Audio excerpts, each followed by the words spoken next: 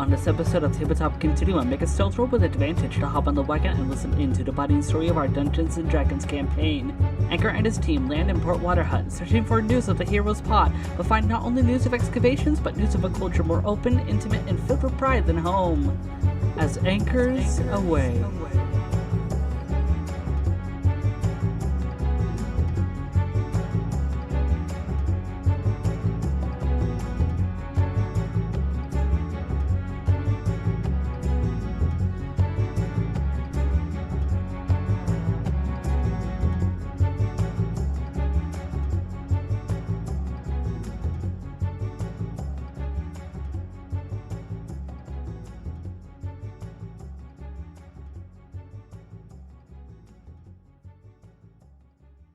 Hello, everyone, and welcome to another episode of Tabletop Continuum. This is Ty. And I'm Austin. And yet we have another episode of Anchors Away. I'm super excited about this. How have you been liking it so far, Austin? So far, it's been engaging. There's some things that are on Anchor's mind that I have neglected to share with the audience. Yes, you need to be a lot more open and transparent, which should be a lot easier considering it's just you, me, and whatever amount of people are listening. Yeah. Stalkers. No pressure. No pressure. No pressure at all. Just more eyes than a beholder on me. But beauty is in the eye of the beholder. Well, I can't find it. Anyway, how about a little recap? This one's going to be quite a bit shorter, since you have a bit of an end goal in front of you, at least for now. Yeah. So your feelings have been kind of mixed lately, as you recently joined a new party with a familiar face, Lita, the fairy. She is accompanied with a half-elf named Lucille Galperio, who you may remember as the half-elf who sparred Siobhan the first time that all of you at Postal Karma came to the Bounty Folk, as well as a young woman named Oricareta Galhilie, who you get kind of weird energy from. Regardless, with a recently bought steed named Jesse from the stables of the Bounty Folk, you and your newfound party make your way to where you've been told is Port Waterhut, where you have to traverse through some dense forest in order to do so. Also, roughly along the trail past the Goblin Village that you were at not too long ago. The forests of the upper part of the archipelago are slightly more temperate compared to the denser, more subtropical forms that you know of as below Malakabanajo back at home that you're used to.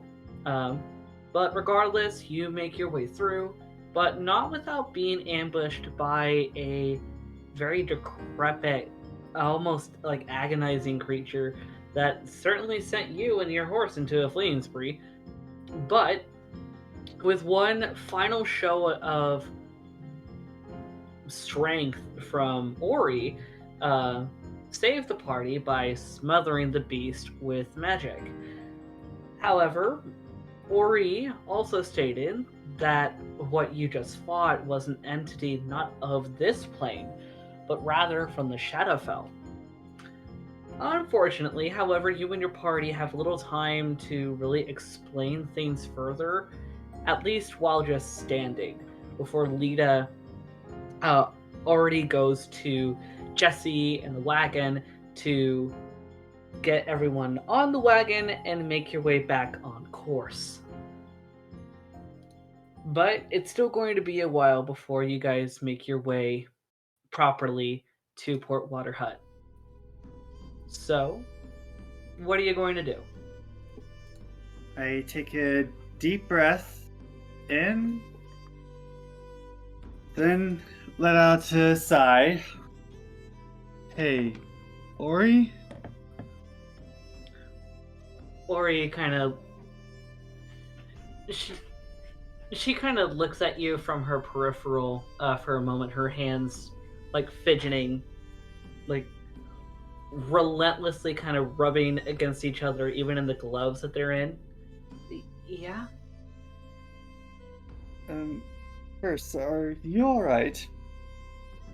Uh, Me? Alright? Yeah, I'm fine. Just, do not expect anything from the Shadowfell. Just, yeah, you could say I'm fine. Shaken What up about from it? you? I'm scared. And Uh, that's kind of one of the reasons why I wanted to ask you something. uh, yeah. What's up?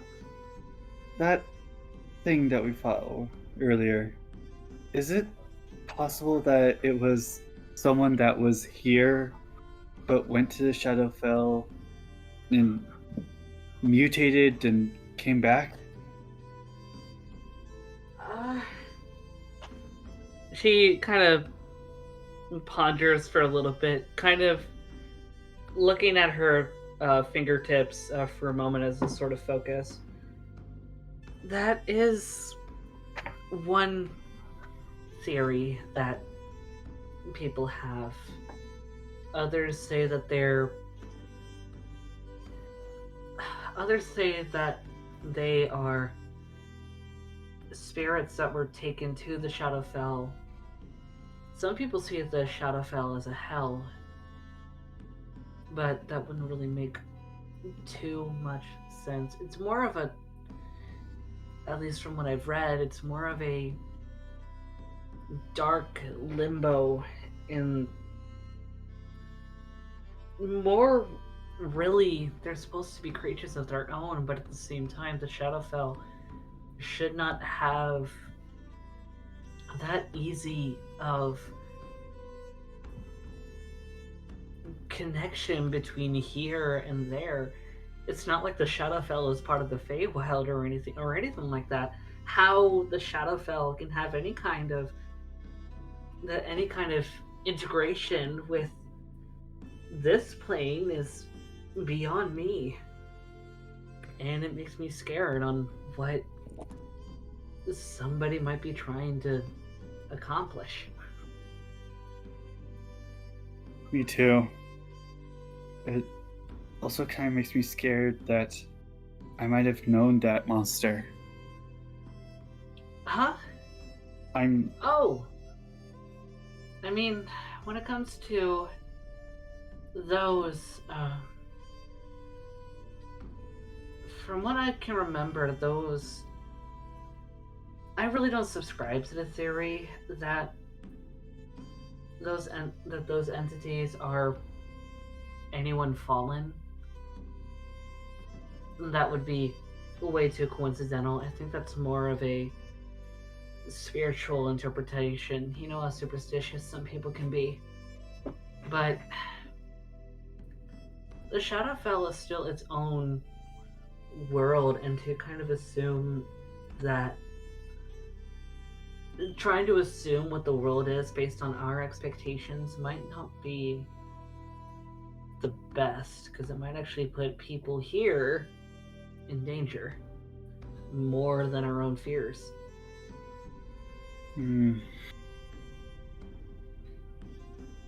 I was more thinking of my theory back then.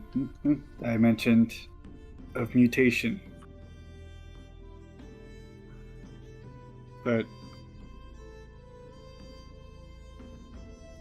I mean, they certainly are mutated, but I don't think I personally don't think it's anyone from here. That would be way too coincidental, and two also feeds into a lot of apocalyptic narratives that some people tend to have here. yes, Who were you Perhaps thinking? Corey, A friend of yours? boyfriend, but we're taking a break. At least I hope he sees it that way. I see. What made you, you know? Well, he had said something, meant it in a joking manner, but it really wasn't the time for jokes, let alone a dark joke like that. And I think he's lost sight of himself, perhaps. I'm I'm not going to say if that was or was not him because that's for him to decide. But what he said really did hurt. He said that if we didn't join the bounty folk, we'd be executed to keep the secrets. Oh.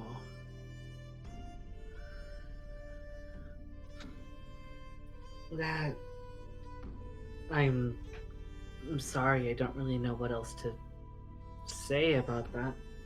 It's fine. It's just I I know he was joking and he apologized, but it still kind of hurts that to even consider that he would put his uh, own boyfriend's life on the line eh, to have him join a guild.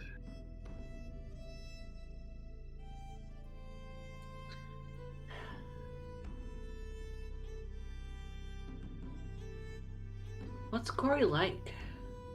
He's very fun-loving, and his morality isn't really limited by laws. It's just what he feels like doing. And there was times when we laughed together and sometimes shared moments together. He is very forward about what he wants, and I guess he also wanted me as much as I suppose I wanted him. Just didn't realize it until later on. He's also really nice, despite his dark humor.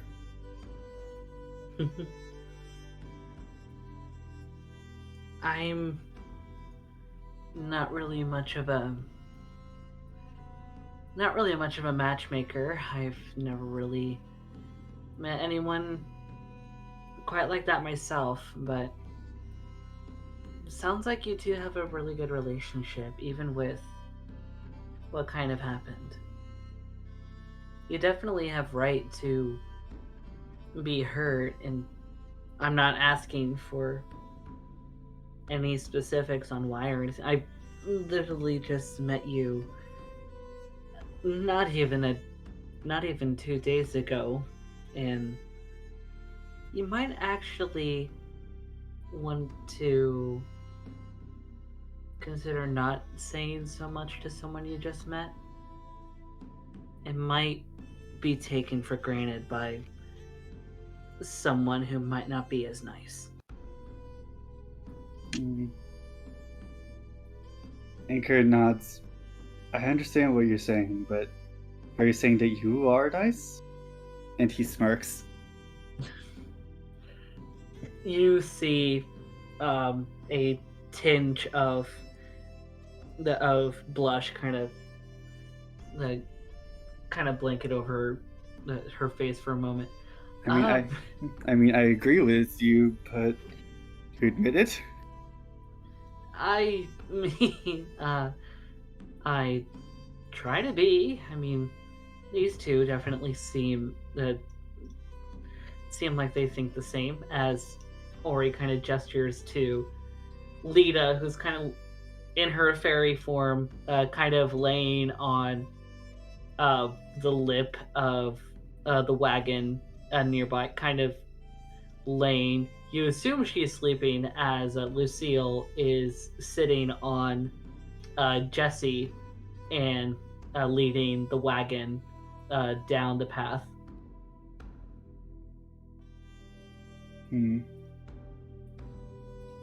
Yeah, and I would have to agree with him. You are really nice. Even though I'm opening up to you, just knowing you a couple of days ago, you're also warning me not to be that way, but being honest with your opinions. I appreciate it. Thank you.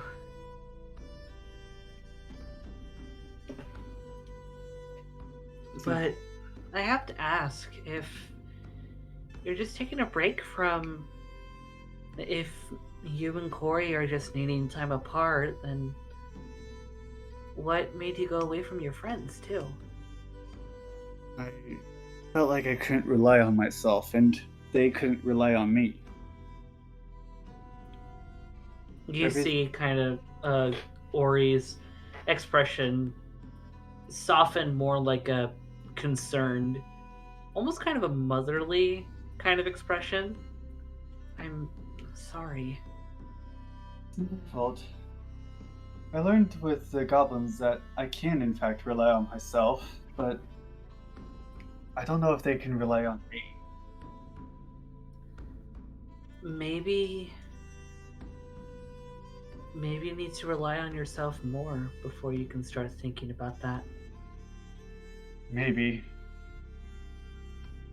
Thanks again for talking to me about this. Yeah, not a problem. Didn't realize how much I needed it.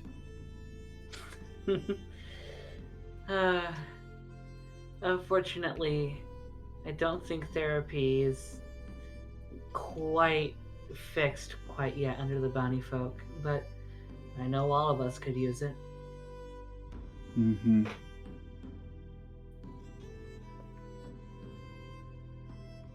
By the way, you didn't see what I did to that creature before we left, yeah? Ankor looks back at Lita and then at Lucille, then leans in and says, I saw, but I didn't understand. You don't have to say anything if you don't want to. Ori, upon you saying that she doesn't have to tell you, at first she's tense when you lean in to whisper, but then she gives a really faint sigh of relief. Okay, let's just leave it at that for now. I believe that you should come forward at your own comfort. That might be a while. I'm willing to wait, because it would feel more better if you do it on your own terms and someone tried to pry at you. Ori smiles. Thank you. Before she kind of peeks over, trying to get a glimpse of roughly what time it is through peaks of like the canopy of trees as the wagon keeps moving. From the looks of it, it's getting close to dusk, but one of us could keep manning the wagon as others sleep. It would be a little cramped in the wagon if we do that, though, but who knows? Yes, and who knows how long Jesse can go without feeling tired. That's true. We should probably take a break at some point. At least set up camp so that Jesse can eat some grass. Or a pear. Or that too. And Ankor said that loudly, so hopefully Jesse can hear.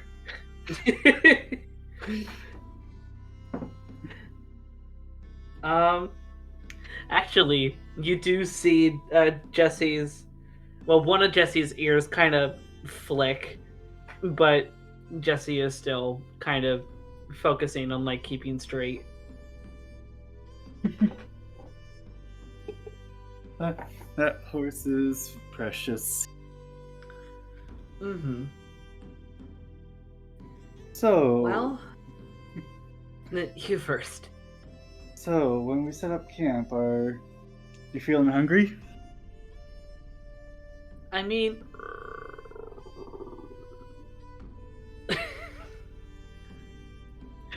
did my mic pick that up? Your mic did pick that up. Anchor Yes. just looking down at Ori's stomach, and then I bet hers more. I bet her face just with the biggest smile on his face. Ori kind of tries to like look away, but you definitely see like red on her face. Let's just set up camp, and she heads over to the side of the wagon where the opening is to talk to Lucille. And it takes about 10-ish minutes before there's a large enough patch of just kind of open grass with a pretty decent view of the sky too. Not the canopy has a nice break for everyone to start setting up camp. Are you planning to make food? I am planning to make food. Well, what'd you roll, mister? I didn't roll anything yet because you didn't instruct me to roll yet.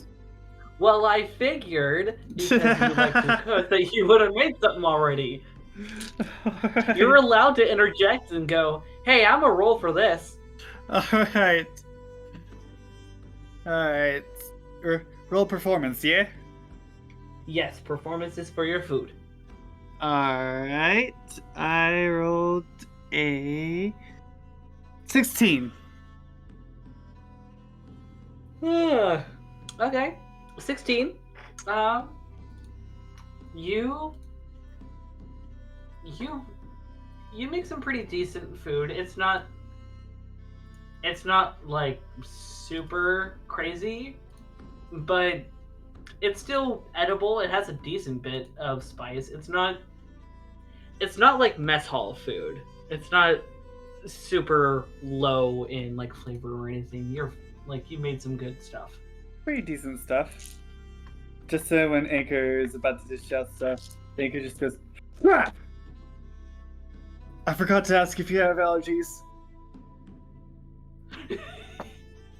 Ori, Lucille, and Lita kind of look at you for a moment. Lucille piping in. No, I think we're all pretty alright. Unless you use something like very... I don't even know how to describe it.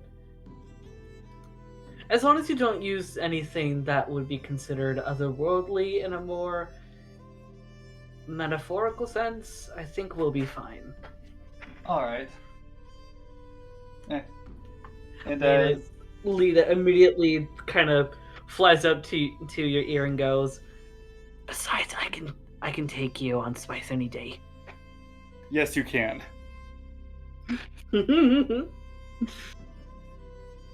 And Anchor is also getting out a pear for her Jessie. Here you go, as promised.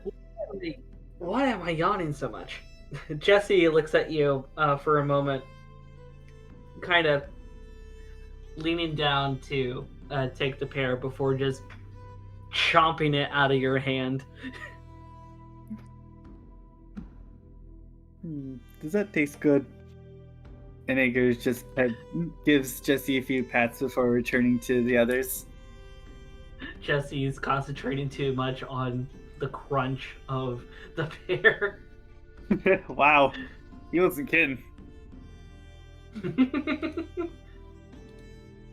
Okay. Lucille kind of looks at you for a moment as everyone is eating their food.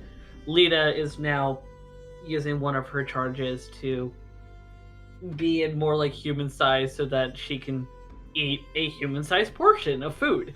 That's fine. That's her last charge, and we're about to go to sleep anyway. And Ankor is just looking up at the sky. What's the condition of the sky? Is it clear, or are there some clouds out?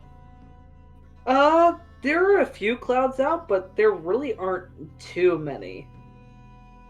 It's still mostly clear.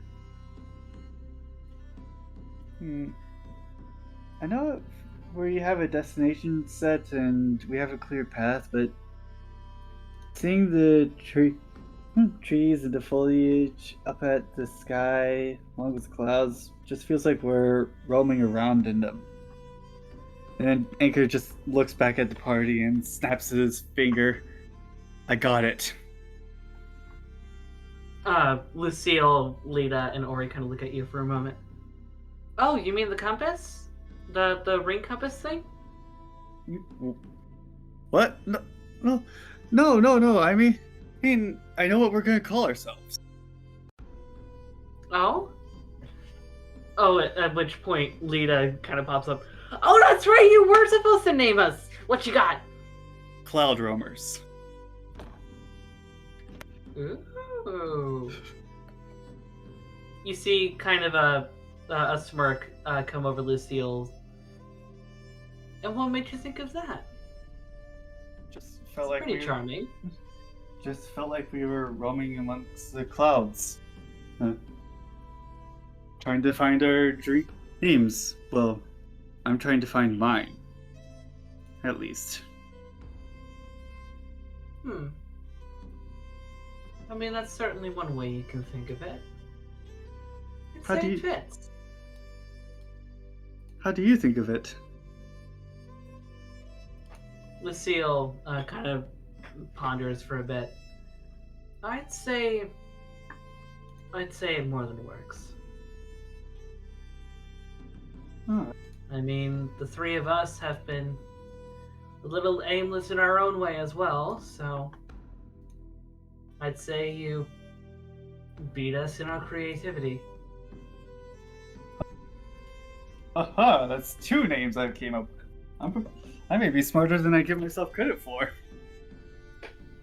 Lita smirks and, you know what? Roll me,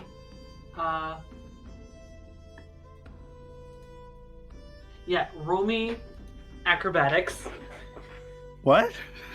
Roll me acrobatics. Oh no.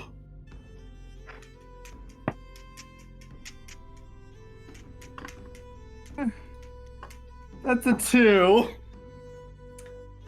You immediately feel, Lita, you for a split second, you forgot that Lita was in a human size, as now you suddenly feel yourself hoisted and pulled, your food nearly thrown out of your lap as you were pulled into someone's grasp, held in a headlock and noogied relentlessly.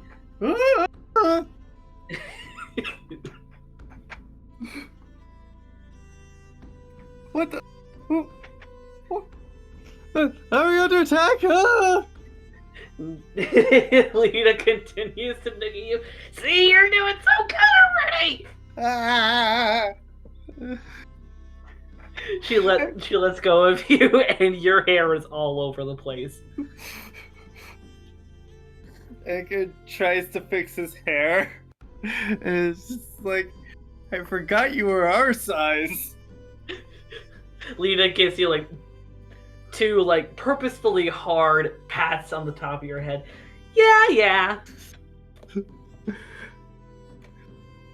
Oh, Ori, do you approve of the name?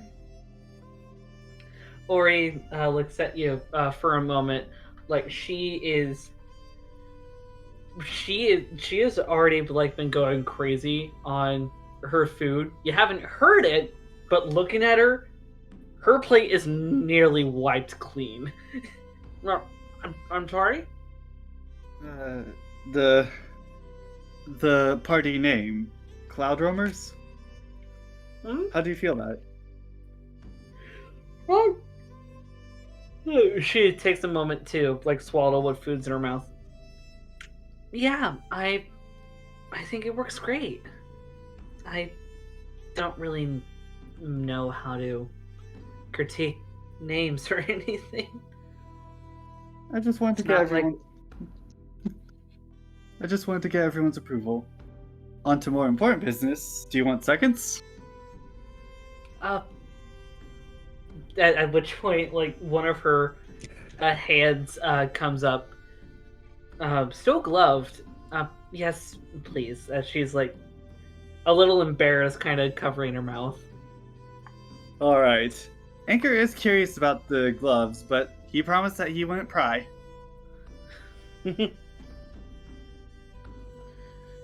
You give her seconds. Lucille and Lita take seconds as well, and all of you can take the rest of the night to get to know each other a little more.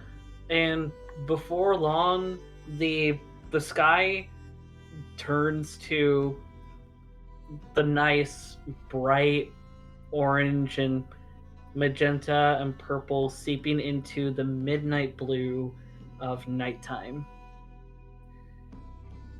Who's going to be first to watch? Hmm. Do you want to be, or are you wanting to pull lots with the rest of the team? I mean, I'm willing to be, but I'm wondering if anyone wants to volunteer first, because Ankor is just slowly raising his hand. Lucille smiles for a moment, holding back a chuckle. You know what, Ankor? You can do first watch. I'll do second watch. That should be enough time for all of us to get a decent amount of sleep.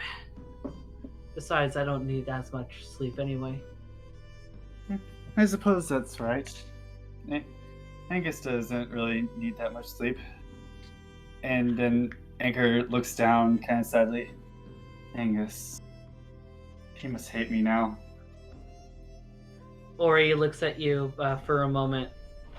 Another friend of yours? Yeah, one that I recently met in the party. He's really cute, but when I left, he seemed angry at me. Lita looks at you for a moment. Oh, wait, is that the blonde boy? Yeah, that's him. Purple eyes. Absolutely gorgeous smile. Sounds like you have a thing for him. Wait, I don't... Yeah, I do. I mean, I don't know what's going on with you and the others at Postal Karma, but if anyone in the party really knows and wants to understand you, I really don't think they'll be mad at you. I mean, if they are mad at you, it won't be for long. Just give them time. Alright, I'll try. I mean, come on, when I was with you guys, when I was hanging out with you guys when you first came to the Bounty Folk, I know I drove you guys crazy and I probably got some people mad at me, but look how long that lasted. Yeah, it only lasted for like, what, a night, tops?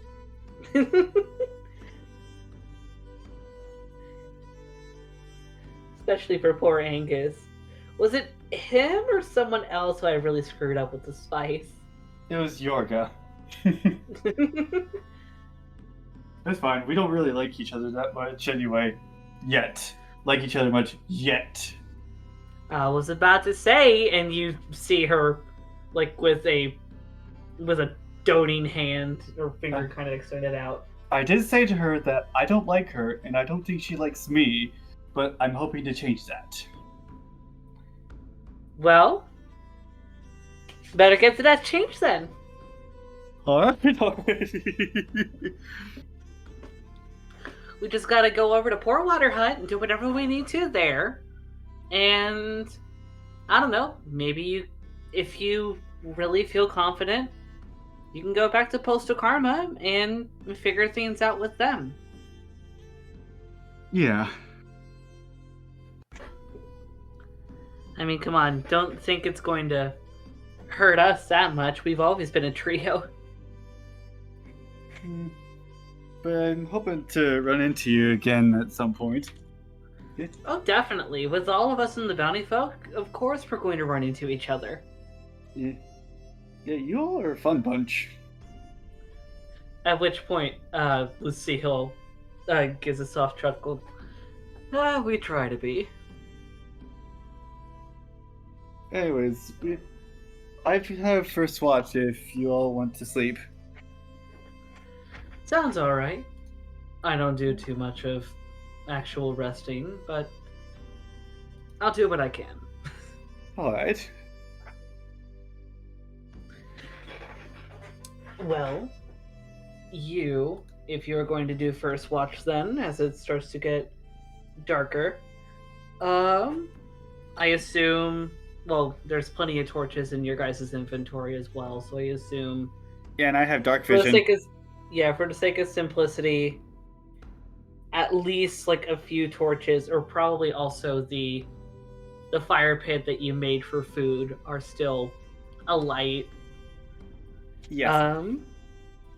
So why don't you roll me perception? Alright.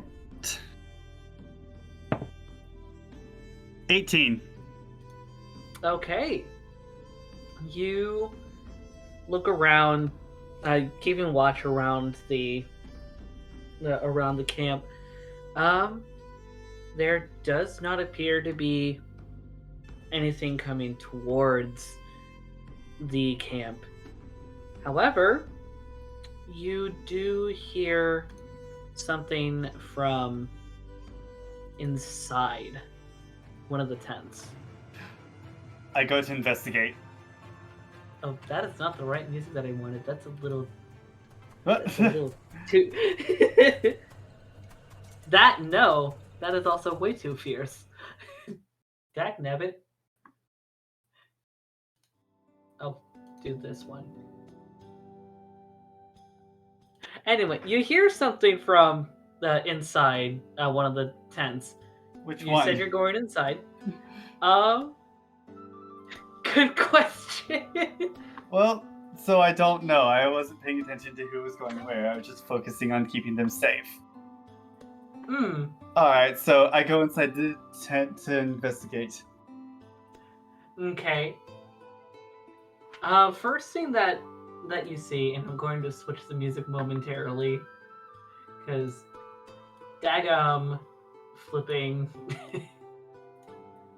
Barley, I should have listened to these songs more. You go into one of the tents and you see that, well, Lita is back to her normal size, so that you see like a faint light where she is kind of curled at her little nook as you hear the very faint, high-pitched snoring coming from her.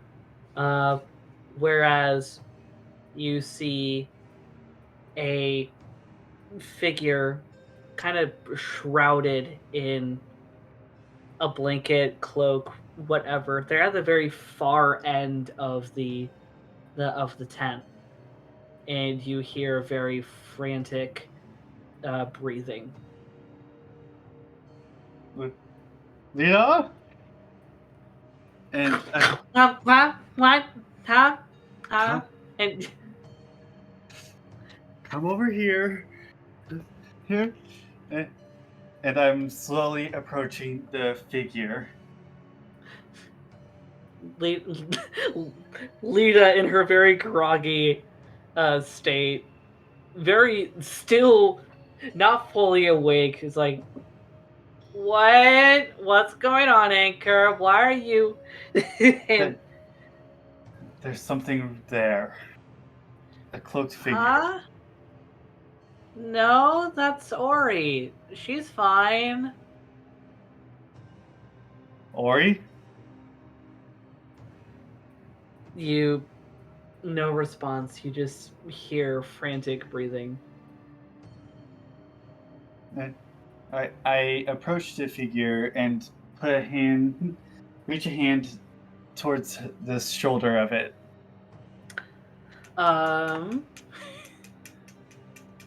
Roll me. What am I gonna make you roll?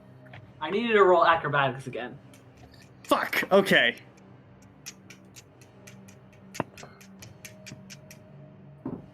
$18. Well, damn! By 1 point.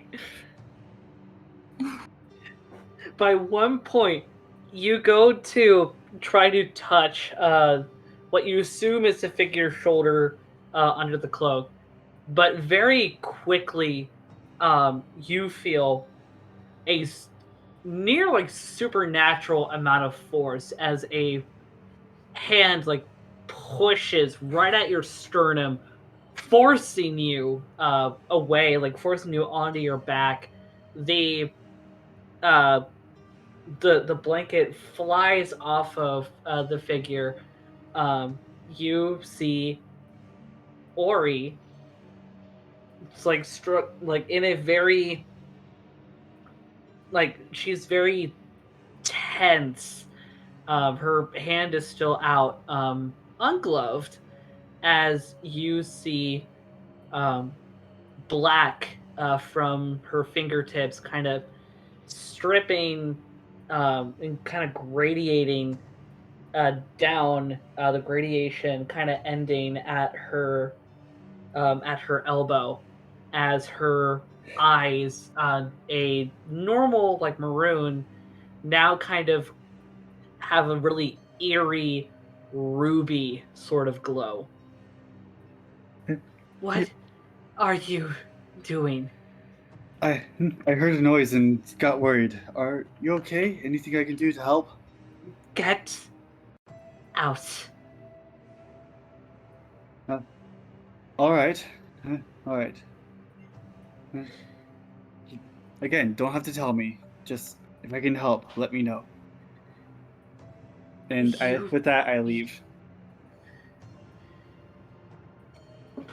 Leave. Getting out of the tent, I assume you're taking the groggy Lita with you. Yes. You kind of. How are you holding Lita, by the way? Is she small enough to fit in my palm? Oh, definitely. She's tiny. Yeah, I am letting her lay in my palm as I'm taking her outside. As soon as you like flip out of the tent, Lita goes, "So what was that?" Something that she's not willing to talk about, I assume. Huh? Oh, yeah. Um, Ori deals with cravings sometimes, and just gotta let her run her course. Oh. Is she a vampire? Uh, I don't know. She doesn't say that. She just says that she has cravings. I mean, if she's a vampire, I can prepare some blood dishes. Um, I don't think it's that kind of cravings. You're thinking too much into legend, man. Probably.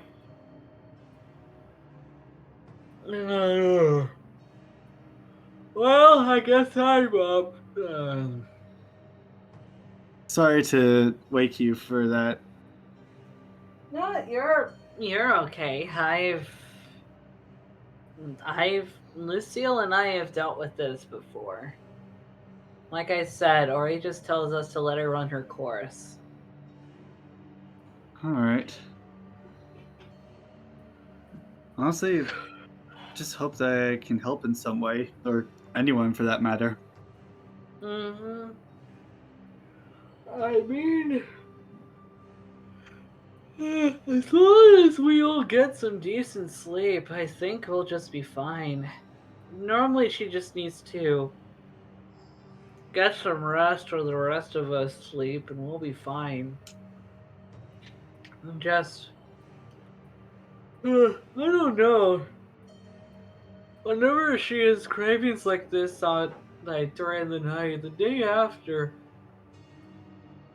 I feel even more tired. So what you're saying is, shut up, Anchor, and let me get some sleep.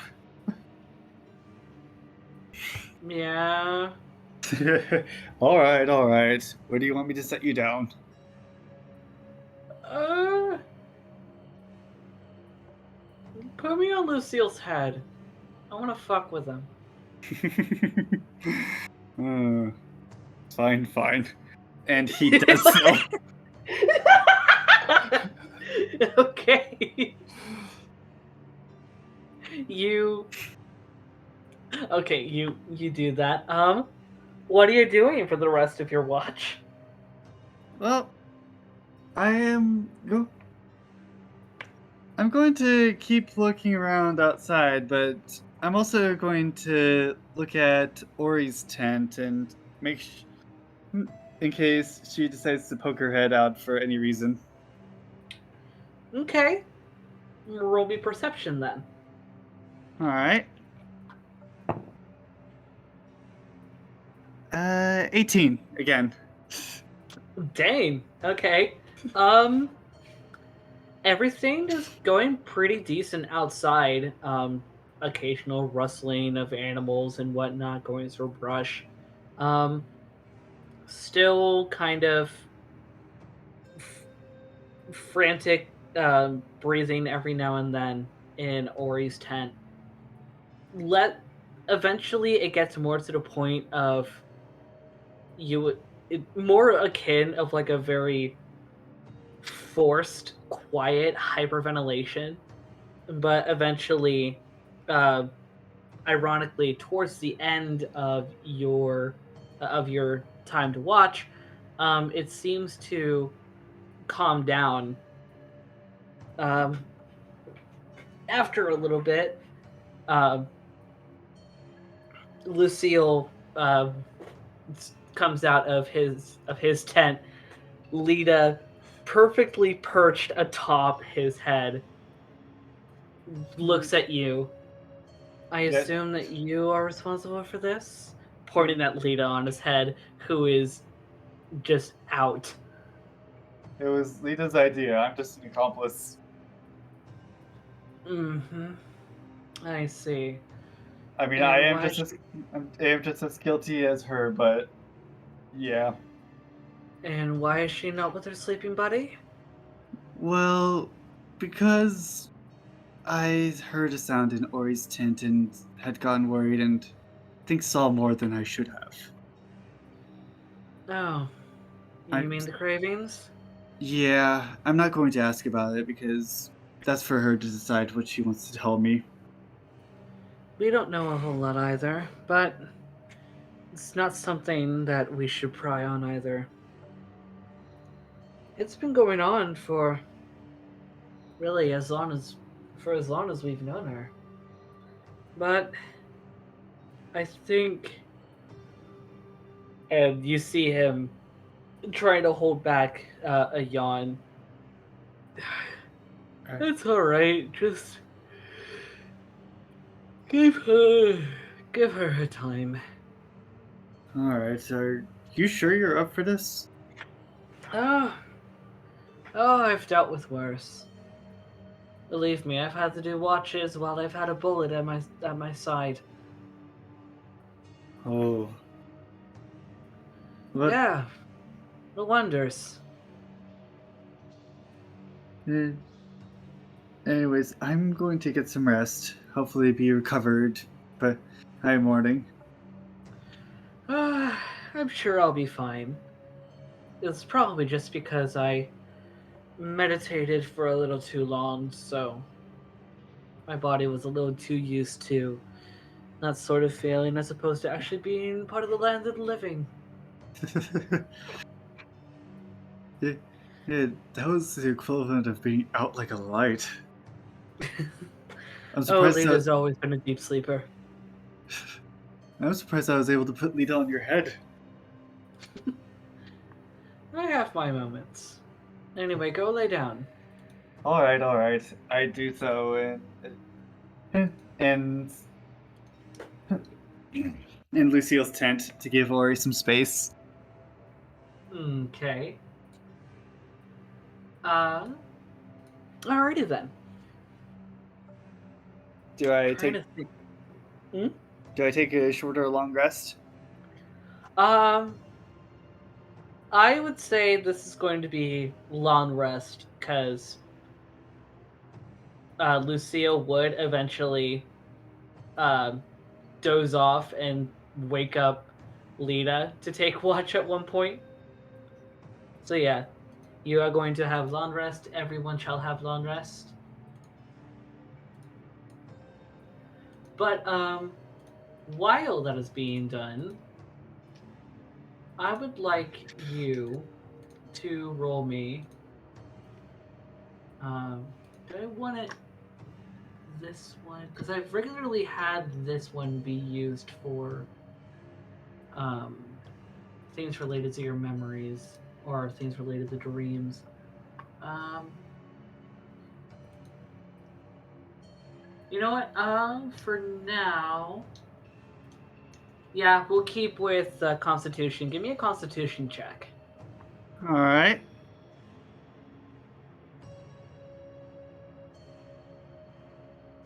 19. Ooh, wee. Okay. You you fall asleep like a lot quicker and deeper than you really had expected, or really that you remember. And the dream that you had, um, or at least you assume that you would have, because you know yourself to be a pretty avid dreamer. Um, you don't remember the dream when you wake up at all. It literally just feels like trying to think back on the moment when you wake up. It's like you fell asleep and then you just woke up. There was nothing that you can remember that happened in between. And Okay. it feels uncanny. Okay, that's weird. It's getting worse.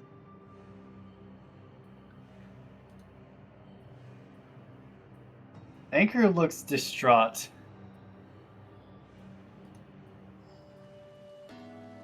As you begin to come to with that little bit of reality coming in, um, Lucille kind of gives a gentle knock to the perch for the tent.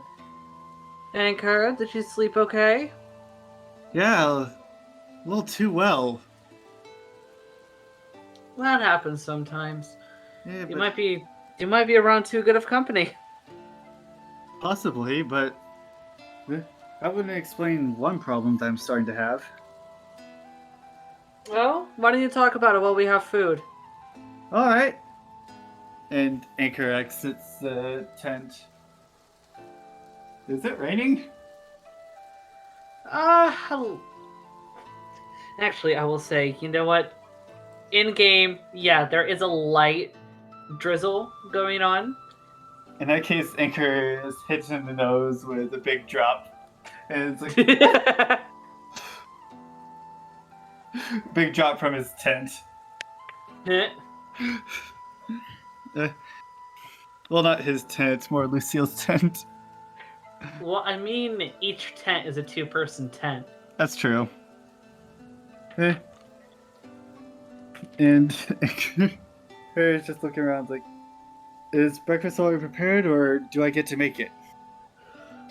I mean, we normally have our own small bits of jerky and the sort, but if you're wanting to make something, that's up to you. At which point, you notice that there is someone missing. Uh-oh. I look in. There's Lucille and Lita, but not missing as in like gone from the camp, but at least not outside of their tent. I lean in with my right ear close to the Ori's tent, but then back off. Did she leave? Lita looks at you, as you also notice that she's kind of she's kind of sprawling herself on Lucille's shoulder. No, she just had a rough night. Alright, I'll give her some time. Yeah, she normally needs a few more hours of sleep than the rest of us, especially when she has her cravings. Just give her a bit. Save her a plate. I plan to. I haven't had someone like my cooking that much before. Like, I think I'm good, but not that good yet. Lucille, you see Lucille bite his lower lip for a moment. Yeah, she normally doesn't eat all too much, honestly.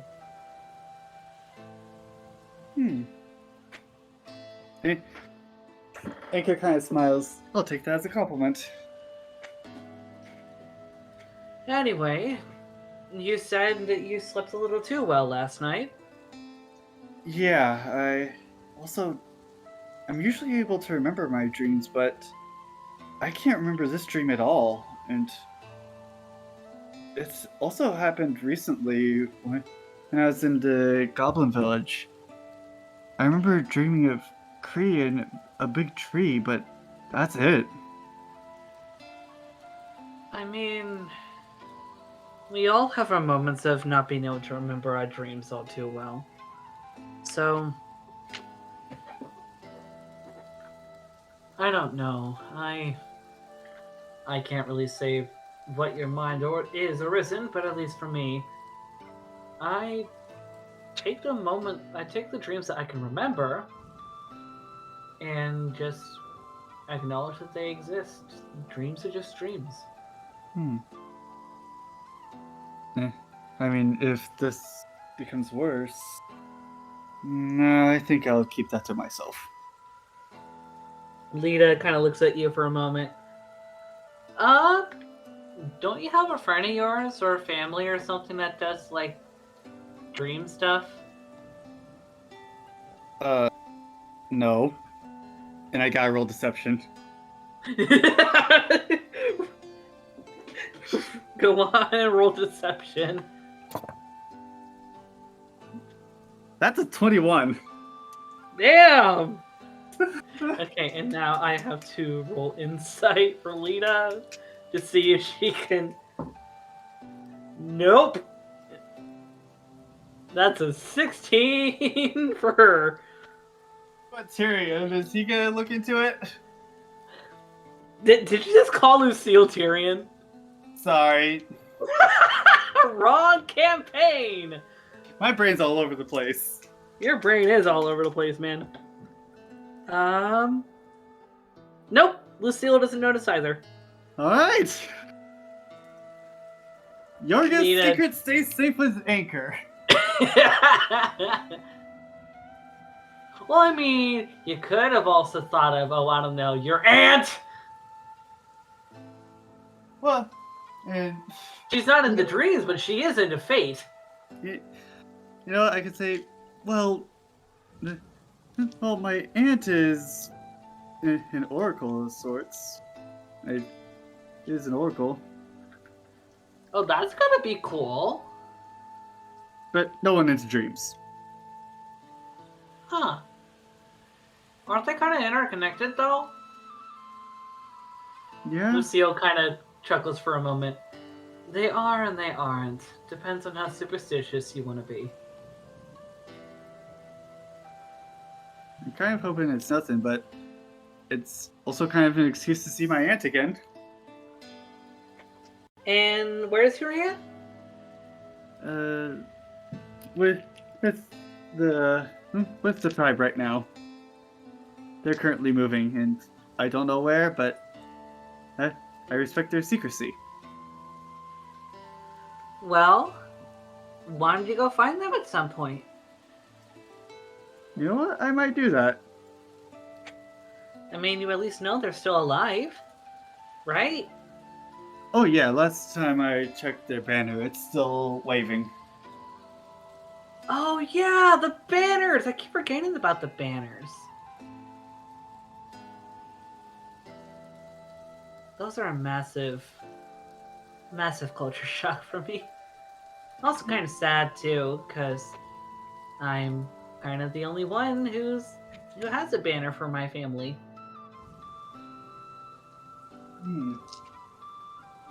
What is your family like? Oh, I mean, my uh, that's a loaded question. I mean, um, my dad, Bill Adonis, he's a character. A little bit of a hermit. Um, has a few screws loose because something happened to him when he and mom were immigrating from the Feywild, and he doesn't really like to talk about it, which I understand. But yeah, uh, my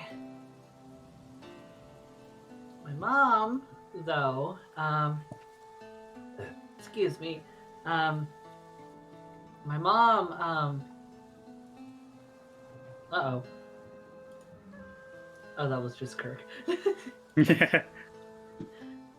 My mom, Lavi, she's an absolute sweetheart. She loves to cook. You would probably like her.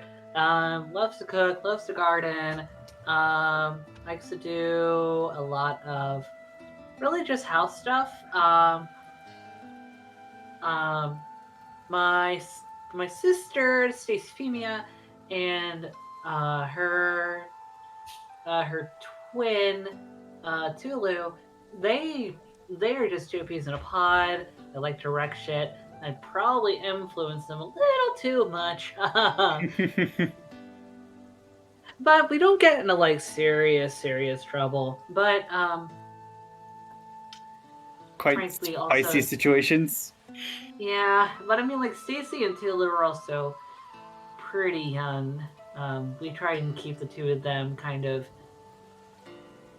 out of the public eye because I already kind of give family a little bit of a nifty reputation. Are you wanting to talk about that or not? Not right now. How about we just focus on food? Fair enough. So, are you planning to make food? I am. Well, then roll me performance. Absolutely, I will.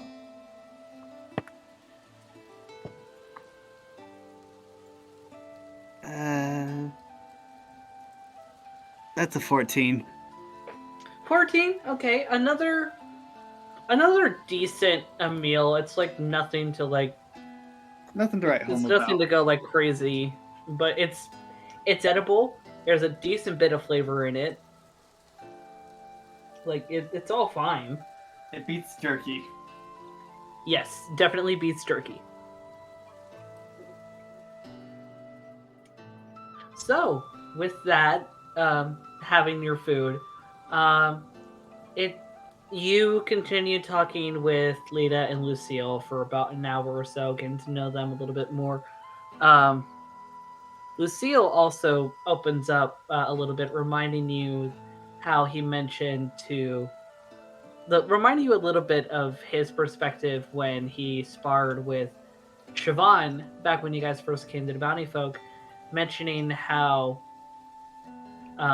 he and quite a few other folks at the Bounty Folk tend to have a similar narrative of coming to the guild due to being wronged by the government in some way.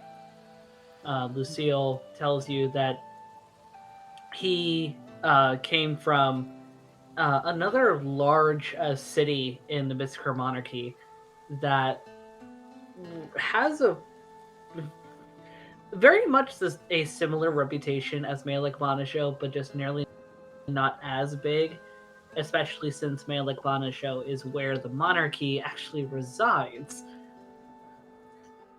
But Lucille does kind of open up talking about how um, he's lucky to not be on the run per se, but he's still done some things that, in the eyes of the Mizkar monarchy and their justice system, are not really seen as all that great. He's been forced to serve time for crimes he did and did not commit, and unfortunately, due to those being on his record, his opportunities to try and live a decent life when he was able to get out were slim to none. I feel him there. I'm on the run, but I'm also not able to live a decent life back at home. Well, not home anymore. Yeah, talking about what's home and not home is hard to change when you've been stuck in the narratives for so long. Yeah.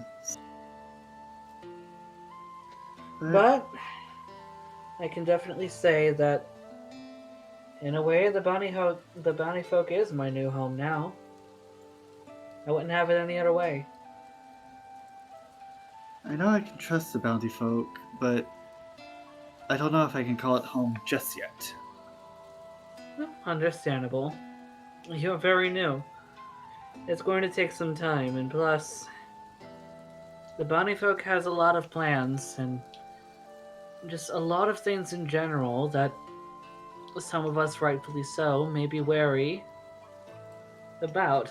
For some of us, it may be a lot longer, if never, before we feel comfortable trusting. I know that's the same for Ori. I do know that they care about the people that are with them more than the Melik Bonajou guard. Oh, definitely. Lord and Lady Almeric have been planning for an altercation with the Mitskar monarchy, at least them, since they are the most powerful of the three kingdoms, for as long as I can remember. And I've been in the bounty folk for quite a few years. Hmm.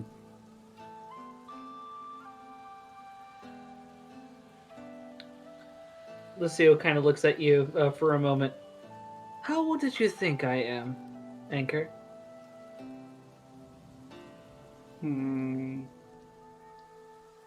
Maybe in your 100? I am not sure about elf age that much. He chuckles. I mean, I'm a half elf, but thank you for the compliment. Excuse me. And I'm more in my 70s.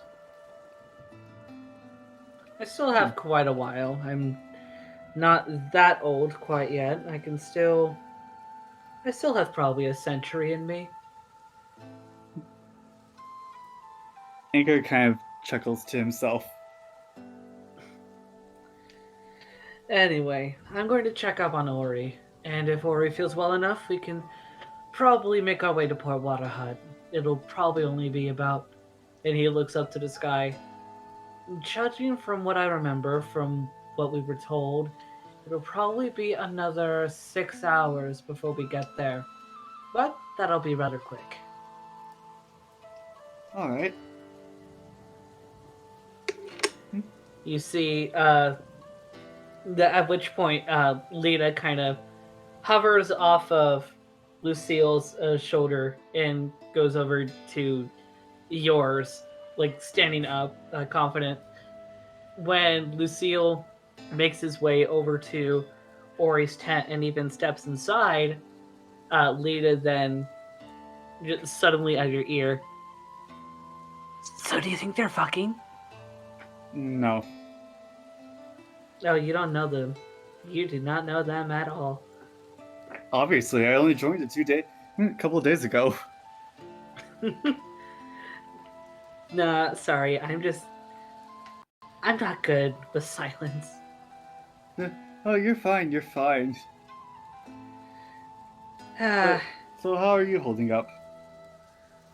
me? I'm doing fine. I got a pretty good amount of rest last night, actually. Okay, good. Because I was about to say, if you don't feel well, you're welcome to rest in my hair.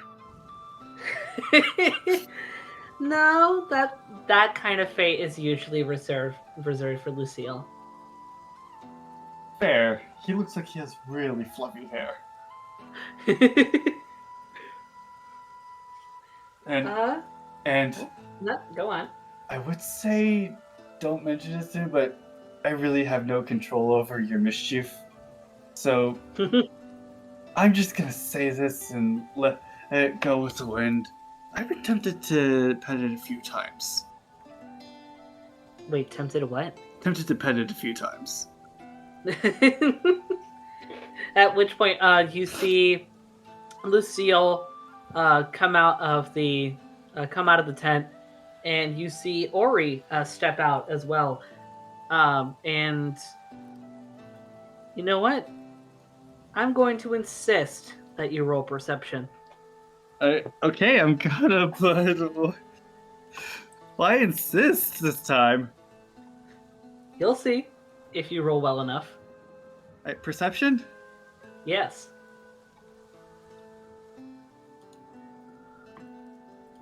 18. Okay. Um. I'm using a lucky die this time. Obviously. Uh, when Lucille comes out of the tent, you you hear him kind of whisper into the tent. Um, if you really think that it's okay, we can get going. And you hear a soft kind of reassurance from who you assume to be Ori inside. Before when Lucille gives her room, Ori steps out of the tent, a little groggy, a little tense still as well, a little anxious, but doing a lot better than last night. Anchor smiles at the fact that she's doing a lot better and picks up a plate that has food on it and holds it out to her, not saying a word. Ori looks at you for a moment, um, giving a soft, like really timid smile as she grabs the plate, which you immediately see her gloves are back on. That's fine. I've seen it before, but I'm not going to comment on it.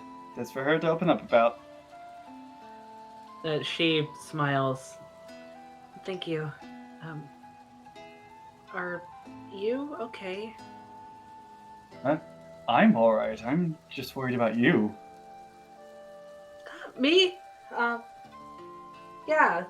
Last night, I'm sorry about that. I get pretty bad with my cravings, as I know everyone else keeps calling them.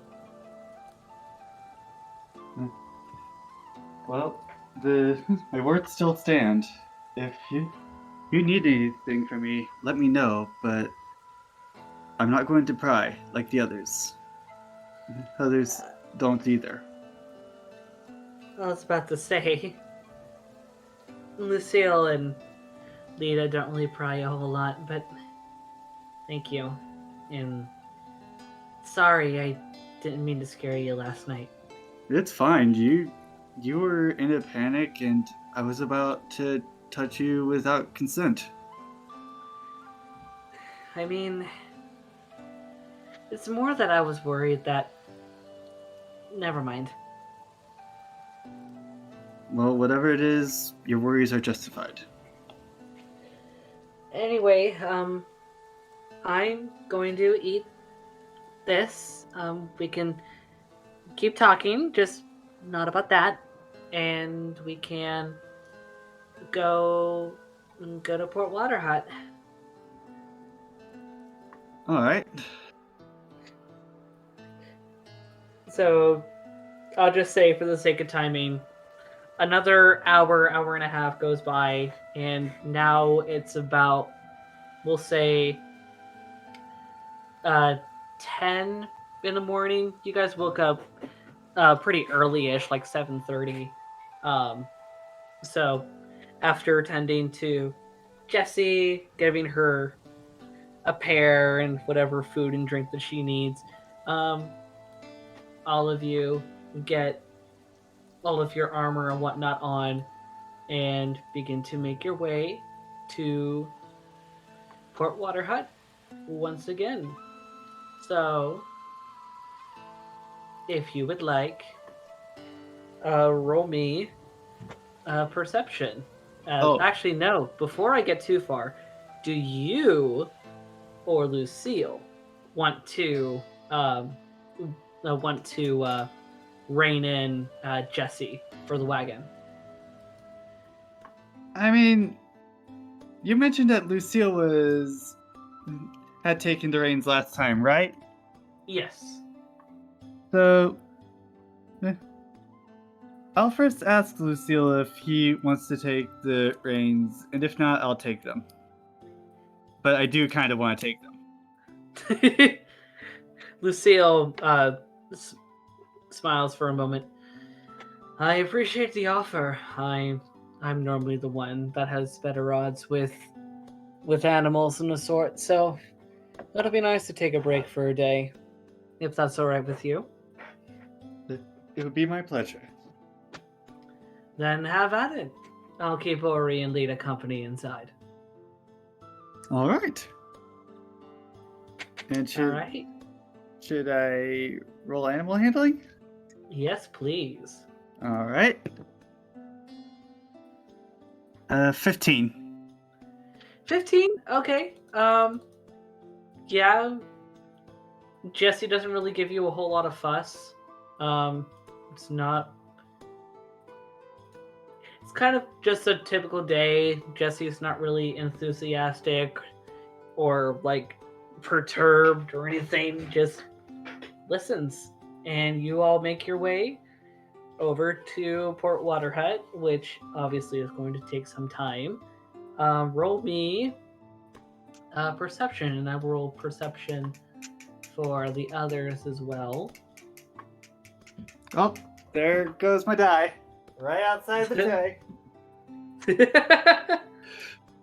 Just to say, I don't want to be here no more.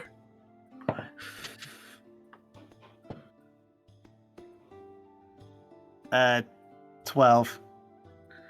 Okay. Yeah, all of you didn't roll that well. Fuck.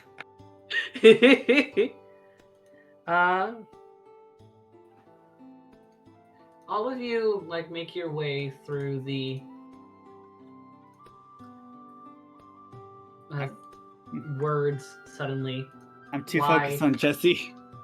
Yeah, you're a little too focused on Jessie to focus on what's around you. And though you're kind of lucky, you hear a lot of typical sounds of brush and animals that are inside. Thankfully, it doesn't seem like there's much of anything out to get you quite yet. Roll me perception again. Oh my gosh.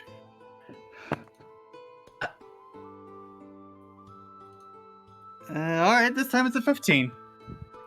Okay. And I will roll for the others. It's a bit better than last time.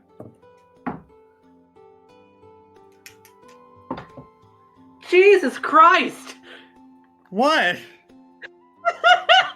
Is someone that 20? I'm not fucking telling you. I'm going to narrate this. I'm going to narrate this while I find what I want.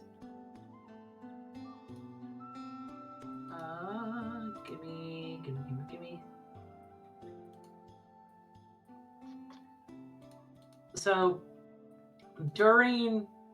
as you continue to make your way through the through the forest. Um, you don't really notice too much. However, you do hear a bit of a very concerned.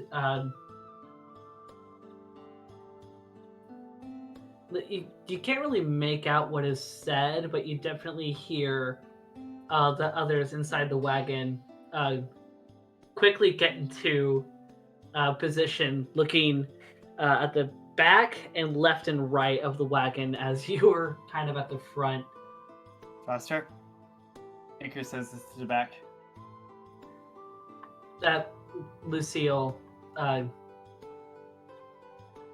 of mutters, "Yes, now." All right. Ankor urges Jesse to move faster. At which point, roll me animal handling with this. All right. Nat 20. At which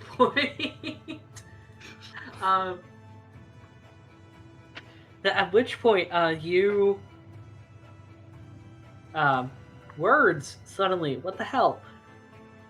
You get her to you work with her, and now she goes in a gallop, and you in the far well behind you guys, you hear a very familiar screeching shout, yell, whatever, of what sounds very similar to the creature that you fought last night.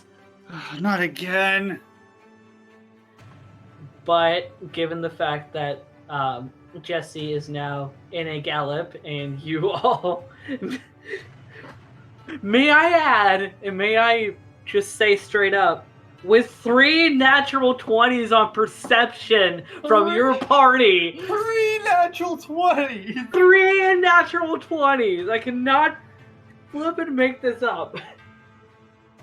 You guys have managed to just speed away from this asshole, and you have completely just gotten out of any possibility of an encounter. Alright, so when we slow down, and if we get out of that forest, I'm going to turn to the party and go, okay, so we're finding a different route. Lucille lets out a really deep breath. I think this is probably the best route, but thankfully we are out of the denser woods. We just have to make our way over to Port Waterhut, which will be a while, but it won't be too much of an issue. Alright. Oi, the state of this bridge is not looking good. I'm guessing some of us are gonna have to get out and walk. Thank you for mentioning this. Yeah, as you come out of the mouth of the woods, letting everyone kind of take their time to calm down from the sound of what could have been probably not fun. Yeah. Yes, you are indeed standing in front of a bit of a rickety bridge. I'm thinking one of us rides in the wagon to keep Jesse company, and the rest of us walk it one at a time. Lita kind of looks at you for a moment. And just who would be doing what? I'm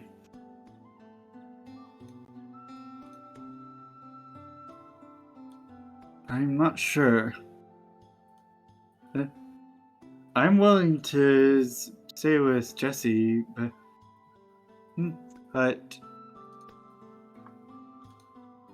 I wanted to stay with Jesse, but I am kind of a big boy. I mean, no, don't say it. Bad joke. Bad joke, Lita. Bad joke. Yes, I'm big in that too. I mean, I wasn't actually. You know what? I'll ask questions later. Yes. But yeah. So Ori, Lucille, do either of you want to go with Jesse? At which point Ori kind of tentatively like raises her hand. Yeah, I'll go for it. All right. Thank you, Ori. Sure. Do you want... Wait, did you say that you wanted me and Jesse first, or did you guys want to go first? I really didn't say. What? Do you have a preference? I mean, the wagon isn't too heavy, but at the same time, it is heavier than a person, so it might be better for you, Lucille, and Lita to go forward, and then we go last.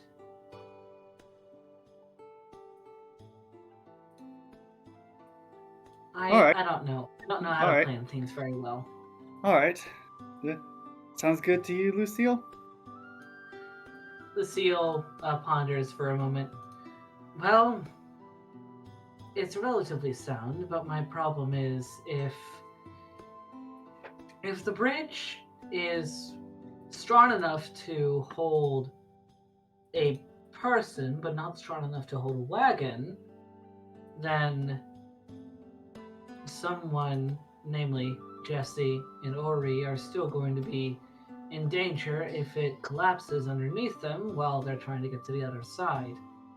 Oh, yes, that's true. Ori ponders for a moment, kind of rummaging through her kind of... You kind of see her finger kind of going up and down, and she kind of looks up, looks to kind of the corner of her eye, obviously trying to like remember something. Here's an idea. We could take our stuff out of there and lighten the weight. I mean, that... Ori kind of speaks out loud. That could work, but I don't think it'll work as much as you think. Worth a shot, but you're right. I got it. And you, Ori, stepping out of the wagon for a moment, you see suddenly a bout of specks and glimmers of magic come out of her hands as she kind of mutters something under her breath before you see Jesse and the wagon be shrunk. Oh, you're baby again.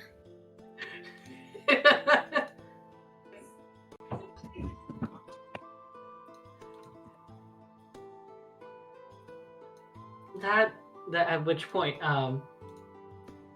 Ori kind of pipes up going, this won't help, but this will help a little bit, but we might still have a little bit of a problem later. So let's just be aware. We'll have to walk most of the way? Yeah, but at least the problem of weight is lighter. That's true. What the hell was that? That was my father grabbing a foster puppy that was assaulting me as I was here.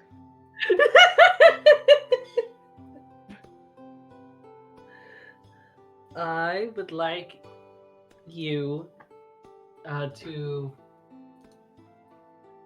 I should have thought this further. Rolling 2. I should have thought this further. Dagnabbit. Rolling 2, dagnabbit. I swear, if you roll a nat 20 for one of these stupid things that you pull up, I will make you pay. I'm not actually rolling. I'm just joking with you. Let's see.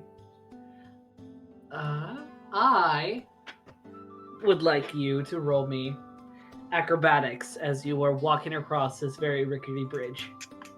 Oh, fantastic. Wonderful. Just what I wanted to do.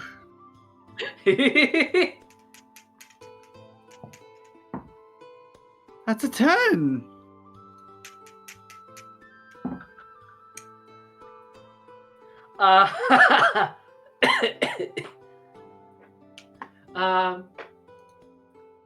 You don't really have a lot of time to get across the bridge all too much. You get about halfway before you hear the cracking of wood. Okay, everybody move now. Let's get moving. Before suddenly you hear a plank just break in half and Jesse neighs in a panic. Oh, jeez, I am going for Jesse.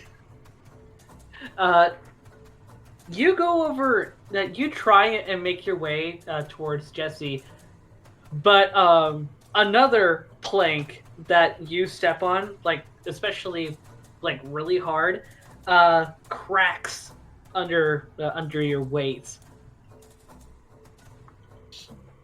Shit.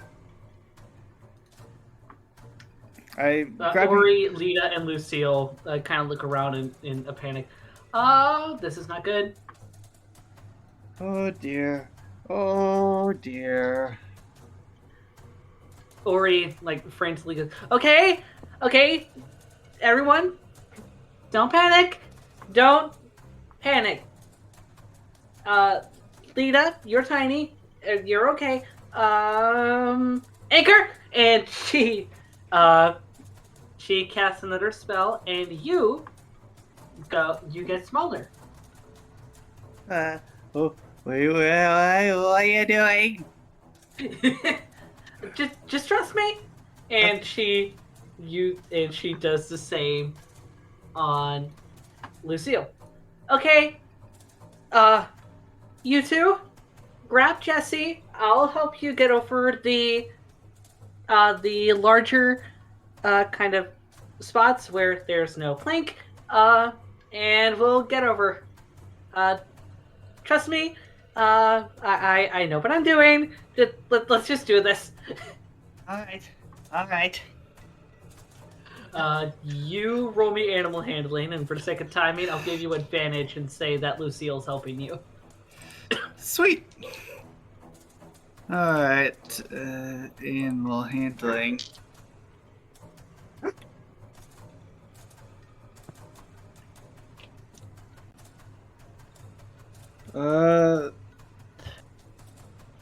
15. 15? Okay. I'll say that you managed to, like, grab Jessie's reins and help her calm down just before she's about to stomp on a plank, and you can tell that she was near close to stomping on it hard enough that she probably would have broken it. Oh. It's okay, Jim. See, I'm here.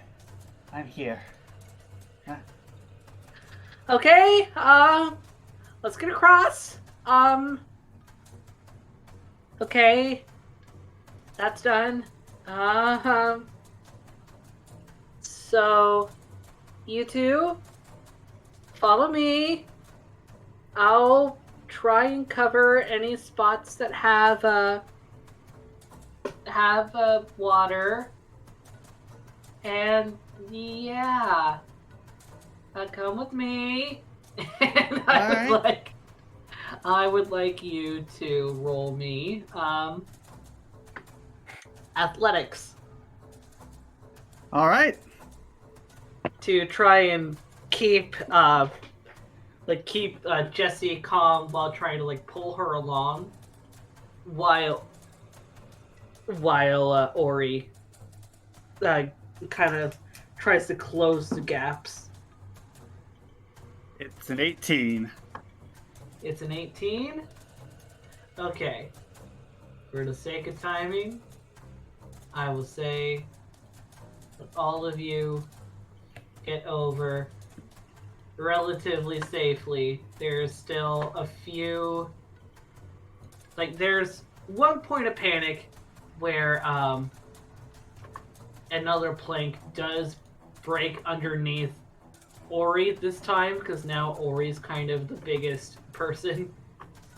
But when all of you manage to get across, immediately Lita goes over to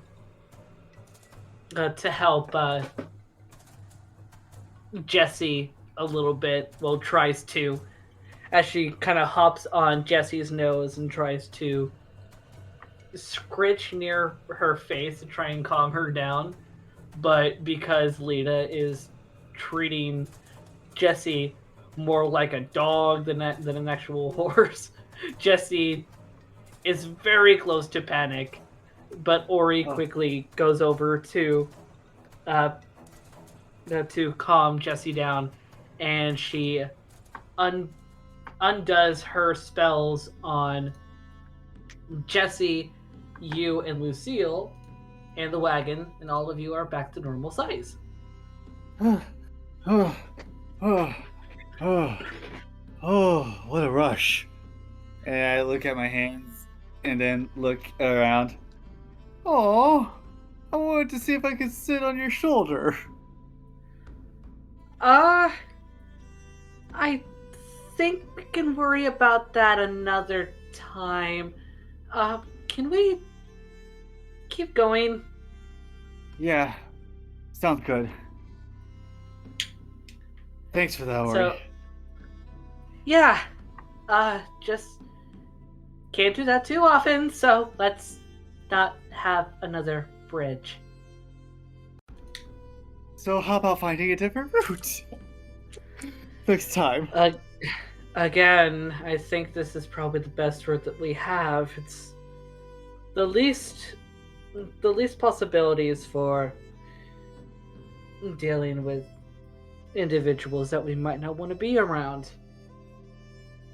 There are supposedly a few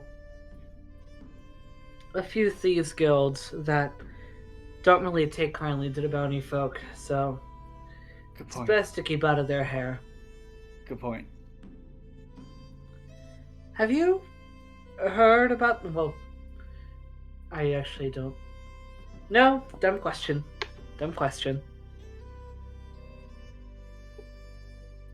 Alright. Believe me, it's... I take for granted what I've been learning about the bounty folk. It's wonderful to have a place that doesn't hinder your capability to learn about the world around you. Anyway, how about we keep going? Yeah. So, roll me perception again as all of you begin to continue your way to Port Waterhut. Yeah.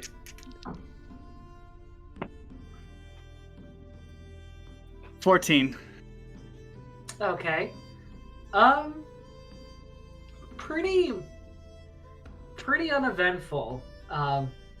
It almost feels too quiet as you tread along to Port Waterhut with the path that Lucille tells you. But after I'm keeping my hand on the hilt of my blade. But I will say after quite a few more hours of being out on the road, you do eventually see a rather large area with like early evening, well, more like mid-evening lights from houses and other buildings.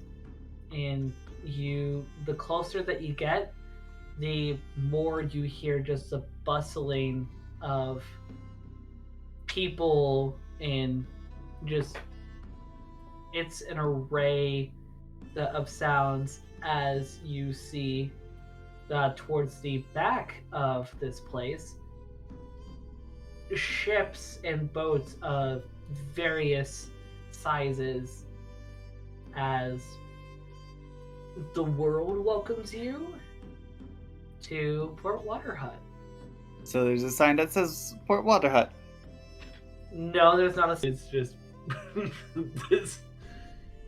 You're pretty certain that this is the place that you're looking for. Okay. Oh, made it.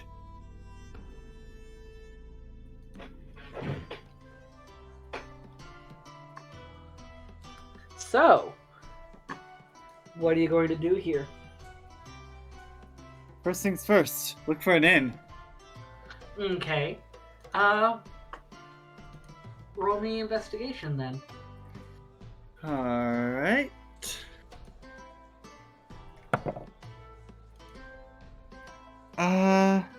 Where's investigation?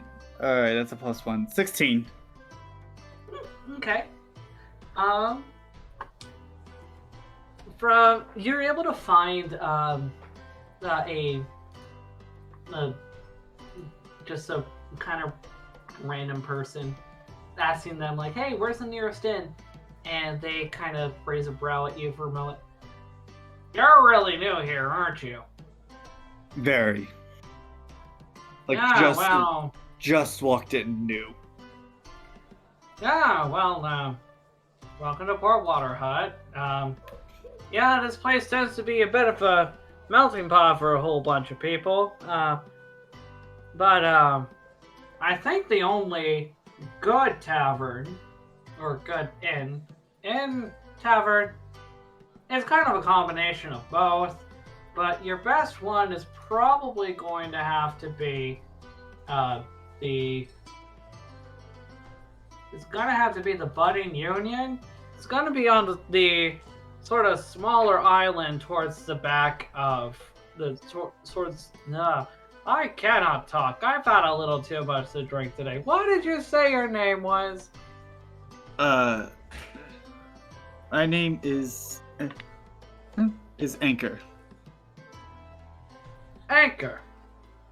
Okay, well, how about you hoist yourself over to the Budding Union? It's gonna be over on the island that's at the back of the city here. It's a bit of a long bridge over there, but I'm sure you'll be fine. It's not like it's a whole bunch of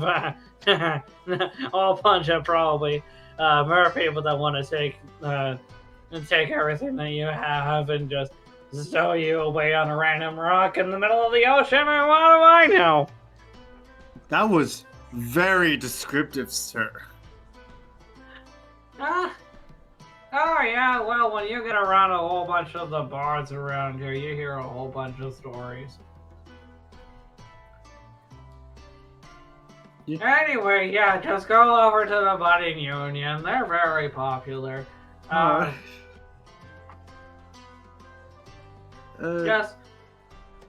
Just keep in your room. Don't go out too much at night. Don't travel or go around, try to explore in there at all. You might not like what you see. I do not like the implications that you're insinuating, sir.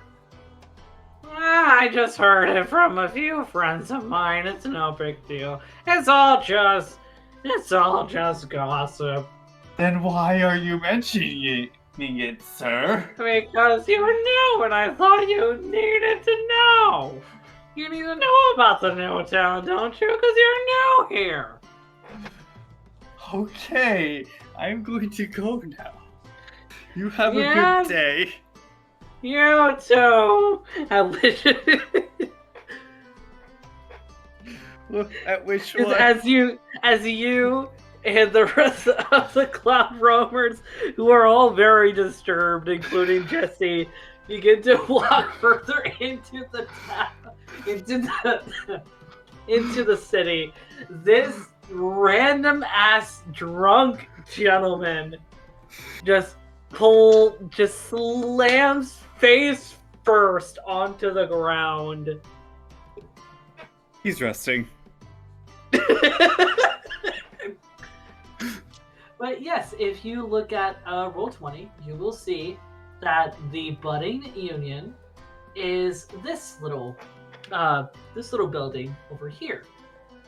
I need to refresh because my eyes haven't loaded yet. Who knew? No, I haven't. No, I don't. Oh, there we go. Okay, it is right there. So yeah, it's a little bit of a ways from where you are currently. You're at the mouth of like the one of the smaller epicenters of Port Waterhut, right near the dock where a lot of the ships come in. But going across a bridge nearby, getting to a few other buildings, there's a small, well, more narrow and long bridge that goes to an island where the budding union lays claim. All right. I hope they're stable so that way Jesse can relax.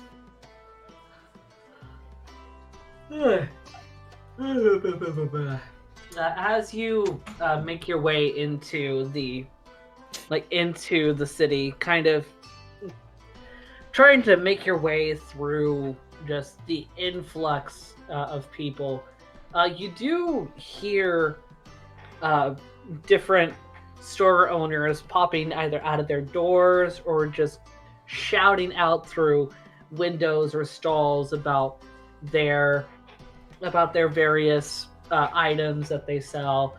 Some of them shouting about food, about potions, about armor, different pieces of the sort. And then you have also one individual who just begins just shouting, "Porn! Get your porn here!" Wow, so open about here. Now I know that these people don't plan on having children.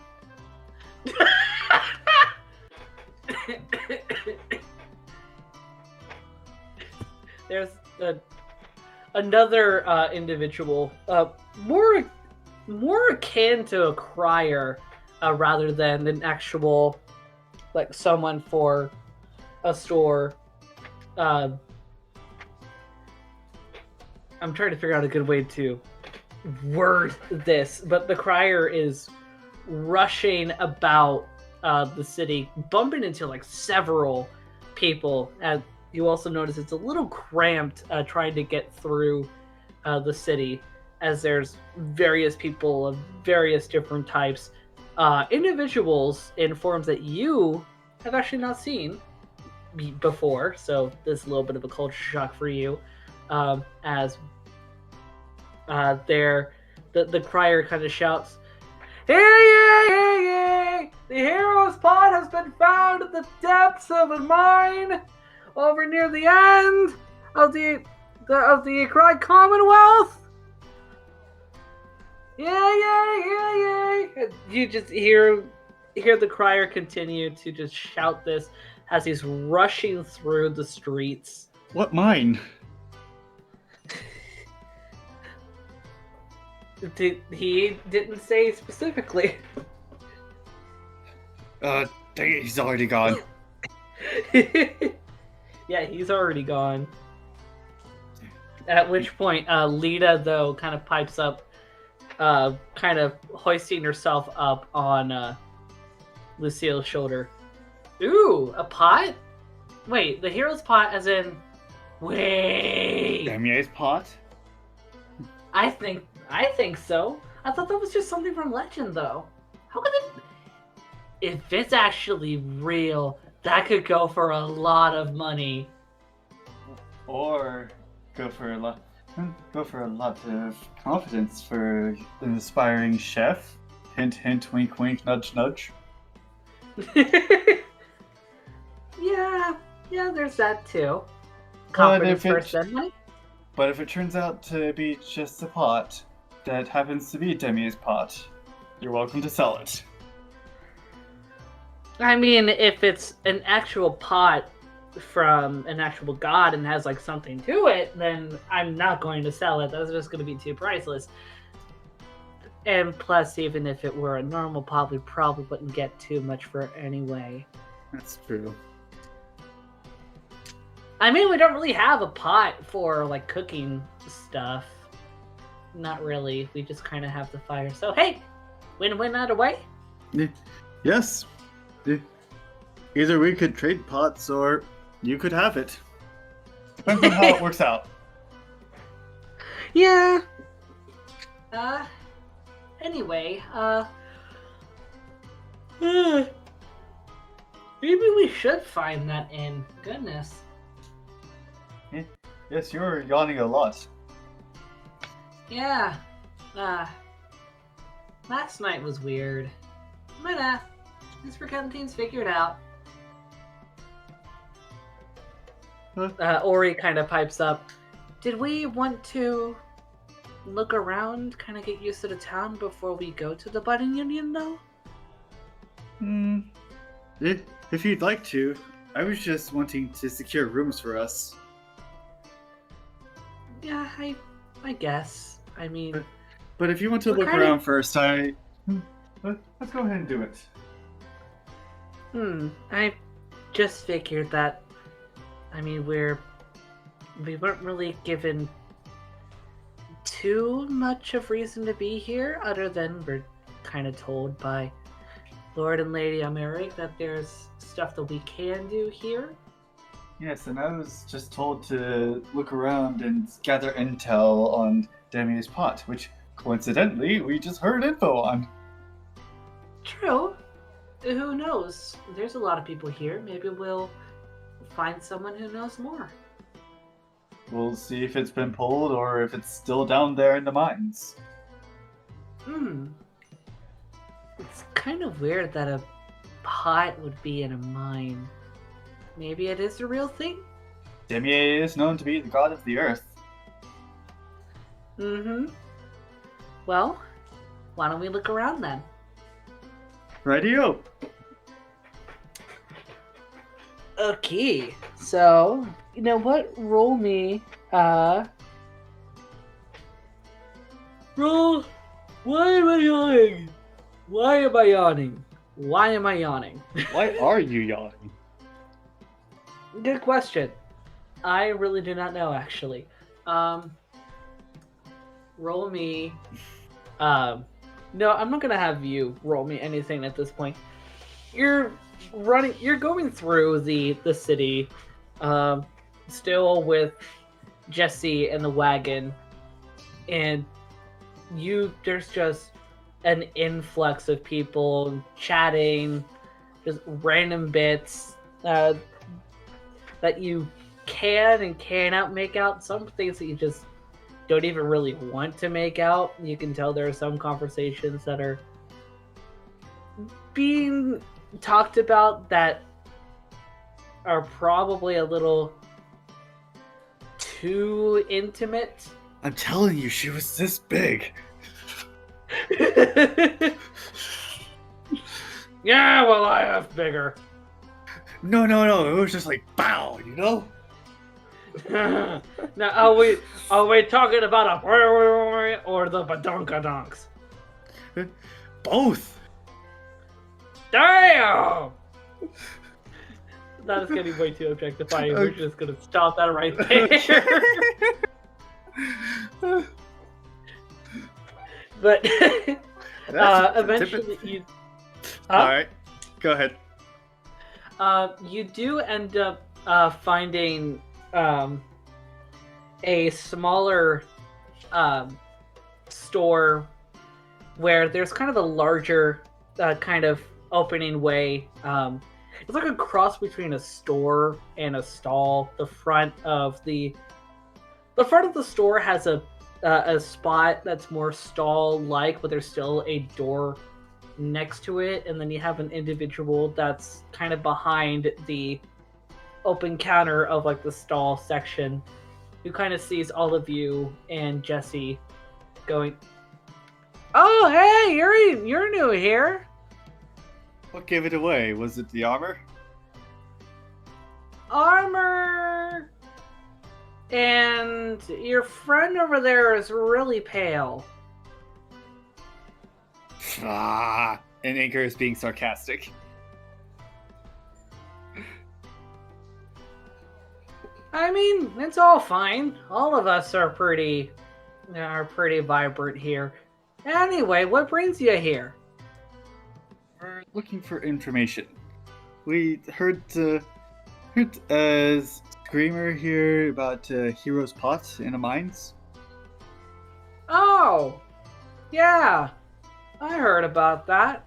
So, I don't know too much about it either. I've just been hearing the cry or two. But yeah, from the sounds of it, they found Demier's pot in a mine that's in one of the lower parts of the Ikrai Commonwealth. Supposedly a bit closer to Teardrop Island over outside of the coast. Teardrop Island. Where would that be? Oh, I mean, I don't have a map on me, but if you go, I'd say probably a 4 days worth of travel south and hitch a boat. Probably another a day's worth of sailing to the west, then you should be there. Don't think you'll be able to get in so easily, though. Teardrop Island doesn't like visitors. Yes, well, I have a way of going in, whether people like it or not. Oh! You a fugitive? You could say that. I mean, no harm done. We all have our vices. Anyway, if you're going to keep traveling or trying to go to Teardrop Island, maybe you want some potions? Perhaps. What do you have and how much? Ah, well, I have this one that you might get you might have a liking for. You seem to have a love or several loves in your life, so how about a fileter of love? Pass. No? Okay, I'd rather love recur naturally. I mean, you can still give it to a partner of yours consensually and probably have a good time, but... How much? 184 gold pieces. Pass. Alright. Well, then how about a potion of climbing? I look to the others to see if that interests them. I was about to say Jesse, as if Jesse can respond. Lucille, Lita, and Ori kind of look at you for a moment. I mean, Ori kind of pipes up. I don't know if we'll be around anywhere that we need to climb, so we might not need that as much. Well, you heard the lady. Alright, how about then a potion of fire breath? Ori kind of pipes up. I can already bring that. I just look at the vendor. Alright, well then, it doesn't look like any of you have someone who can regularly help with keeping people alive. So, how about a potion of greater healing? Pass. You're looking right at him, buddy. Okay, then. You asked for it, buddy. How about a potion of hill giant strength? I look at the others. Lucille seems intrigued. Alright, tell us more. Well, this lovely little thing is going to, make you stronger, like the legends of hill giants. Hill giants are said to be very, very strong. Alright, how much? 187 gold pieces. I look to the others. Ori kind of looks at you for a moment, rummaging through her pockets. How much do you have, Ankor? I have... Winter, come on. Winter? I have... Hold on, puppies. Puppy is assaulting me again. Winter.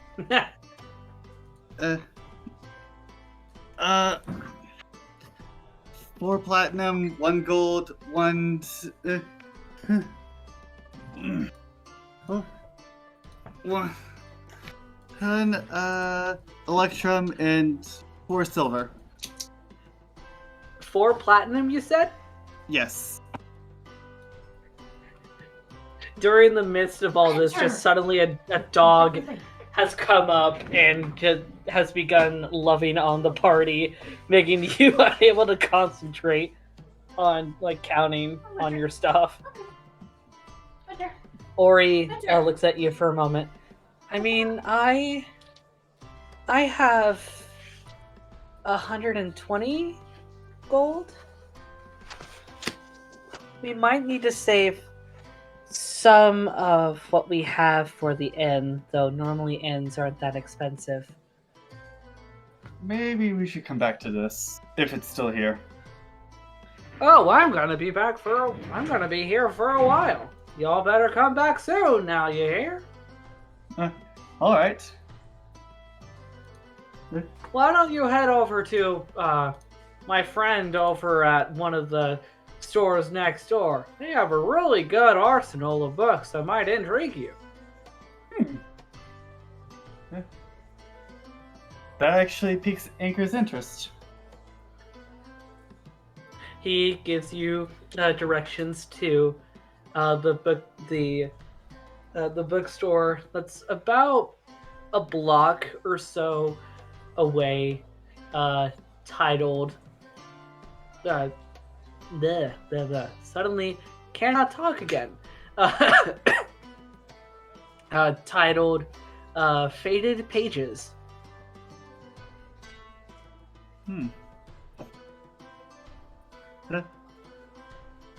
Well, I'm going to head in and take a look around. You go to Faded Pages, and obviously the door is shut. There do not appear to be windows, though. I'm going to knock on the door. You knock on the door. No response. Guess nobody is here at the moment.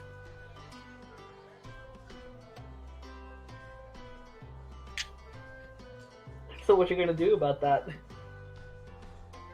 Shrug and keep going. Keep going to find another store, or going further into Faded Pages?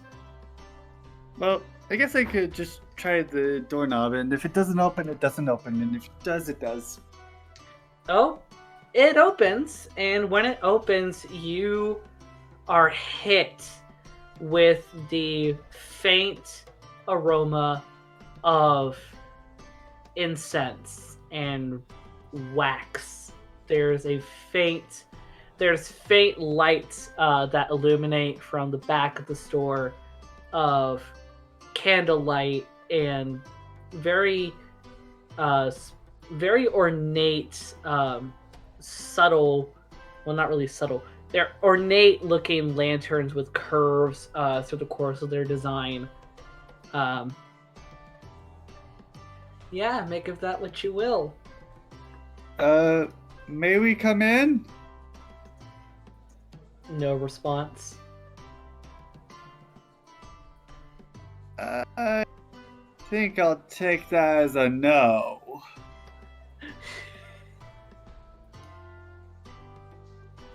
At which point you hear a kind of a voice come from the back of the store. It's a bookstore, you know. You can just come in and do what you need to. Just come over the counter and I can help you out over here. All right. And I'll walk in and have a look around. Mainly looking for anything on cooking or demier. Okay. Roll me investigation. 17. Okay. Oh wait, no, 16. My bad. Okay. Well, at the moment, you're not really finding any. Well, at least you're not finding any mythological content on Demier, but you are definitely finding a few legends of Demier and other gods, and some of the original, some of the first human lovers that are part of legend, such as Ankor, Eligar, Bionel, Oserie, and Dharma.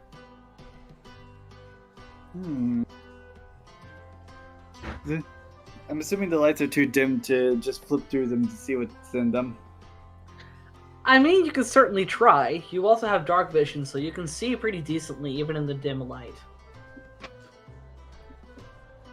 Gonna read a script, a paragraph or two in one of them. Okay. You read.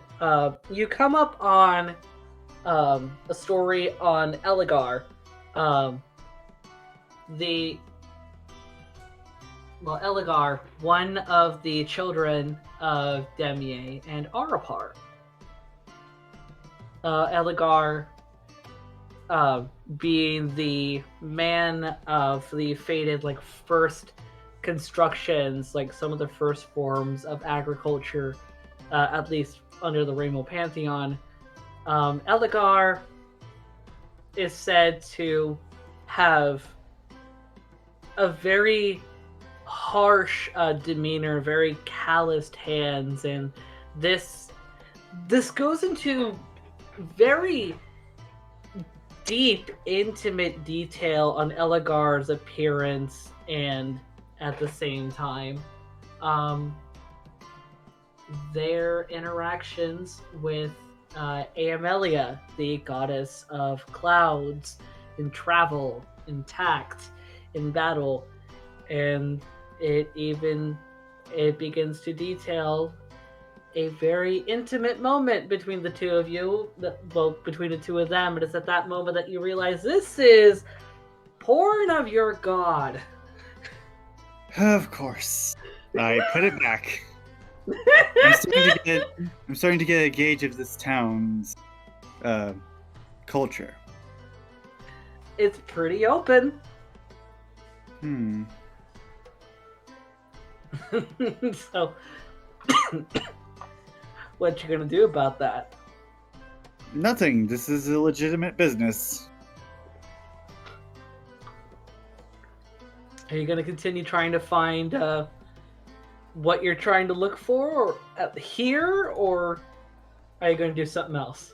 I'm going to go to the front counter and ask, what kind of books do you primarily sell?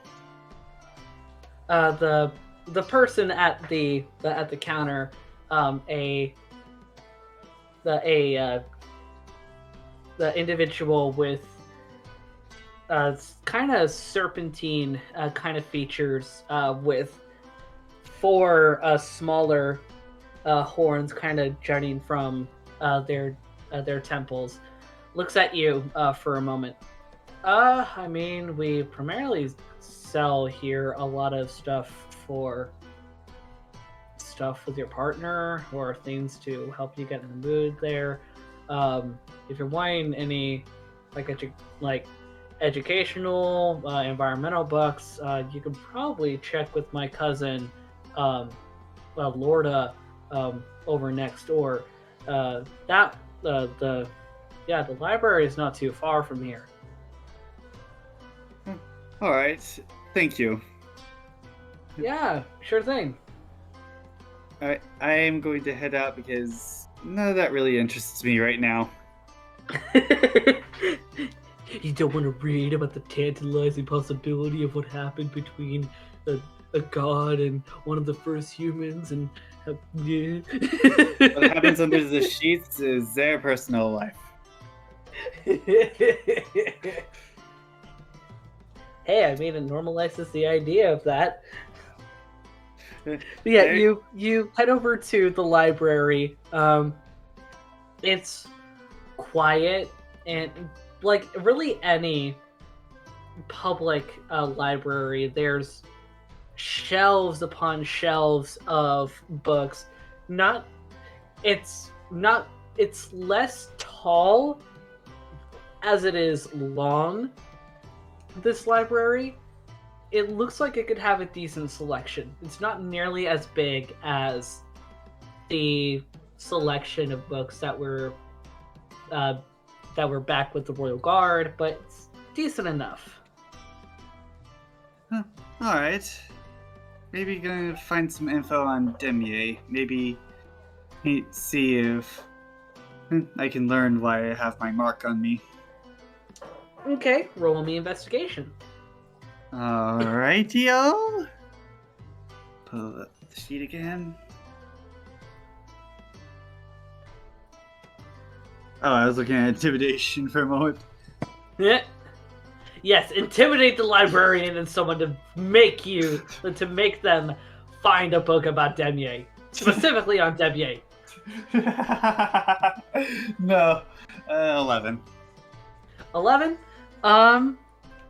You managed to find a book on, well, obviously on Demier. Well, not just Demier, but really the Rainbow Pantheon as a whole.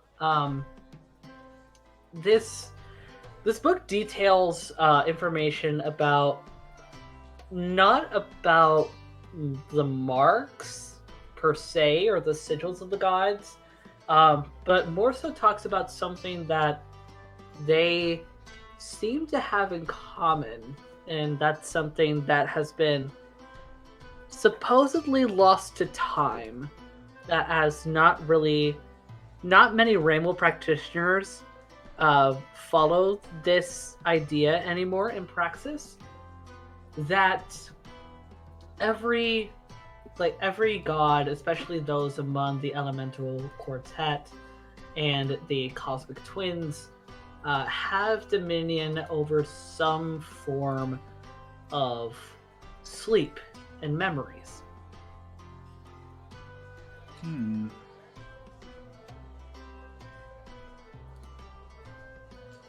More specifically, you find one Demier, obviously, but another deity.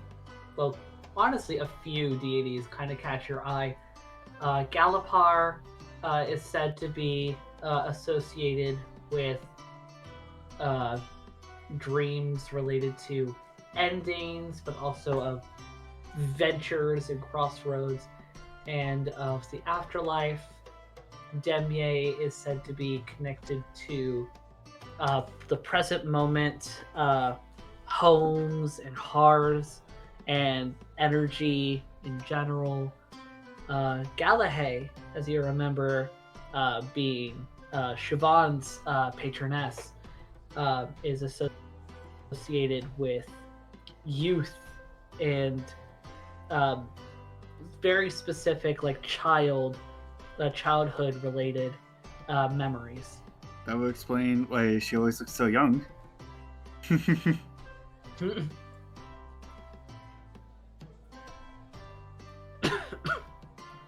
Yeah, So, what you gonna do about that info? I might make a note of that if I can. I mean, there's a spot for notes in your character sheet in I don't want to actually say because I don't want it to seem like I'm promoting them. But you know what I'm talking about. Yeah, I know what you're talking about. But what was that again? That as in The dreams that are related to those particular gods. So Demier is associated with things related to the present moment, things related to homes, hearth, hospitality, and energy. Galapar is related to endings, crossroads, adventures, and the afterlife. Galahad is related to youth, childhood, and nostalgia. And there are other deities here as well, but those are the three that you really that really stick out to you.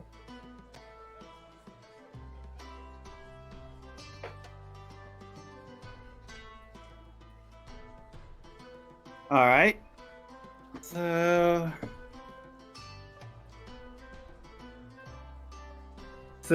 Demi is related to the present, Galapar is related to the future, and Galahad is related to the past. Yes. Okay.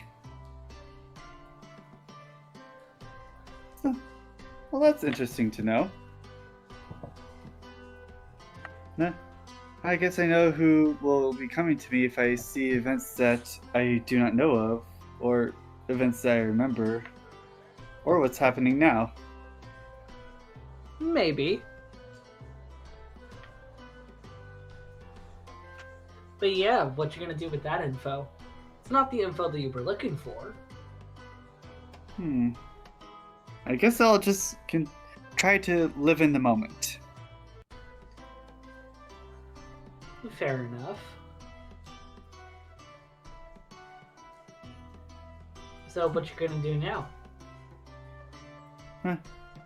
Might see if I can find a librarian and ask if there are any books on Demier, specifically.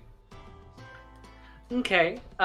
You walk up onto a. You find someone with glasses, very long braided hair, like deep raven hair, really like just barely like pale but also sun-kissed, like freckled skin, with slightly pointed ears as they look to you for a moment. Their eyes like a really deep amber. Hi, how can I help you? Hi, firstly, your glasses are really cute. Thank you. I get that a lot. And secondly, do you have any books on Demier, specifically? I mean, not really. We don't really have a lot of materials for specific deities that are outside of our patron. But you might be able to find what you need in books that are related to the gods in general. Okay. Out of curiosity, what is your patron? Oh, our excuse me for a moment. And you see, like her hand come up to one. Actually, no, not her hand, because Why am I struggling to speak? Anyway, she brings up her elbow and like covers her mouth, coughing. Before, when her coughing's done, she pulls it away. Our patron is Ilmer. Do I know anything about Ilmer? Roll me history. Alright. Should have expected that. Let's see, history. There it is. Hey, Ty. What? Nat 20. Dag nab. Okay, so Ilmer is is one of the human lovers to the first demigods. The demigods being like Kylenko, Mayenko, and Relena. Ilmer was the husband to Relena. Relena being the goddess of birth, like childbirth, protection, and the safety of the home. Ilmer and Relena are they go hand in hand with their legend being the foundings for Mother's and Father's Day. Ilmer was said to have tried to protect and keep Relena alive as complications of her childbirth, which has been cursed by Kylenko, led to what are referred to in legend as the Plagued Six. Six entities that are often used by very racist Ramels to call indigenous people certain things that I'm pretty sure you can easily fill in the blanks on.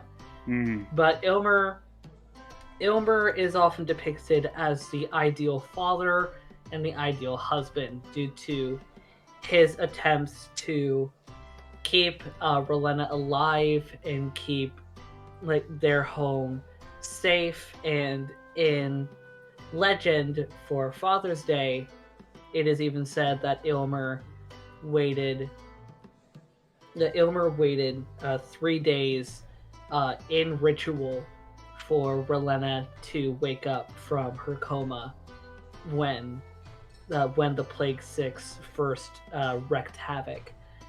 Ilmer was not able to destroy the Plague Six, more just keep them away from the home.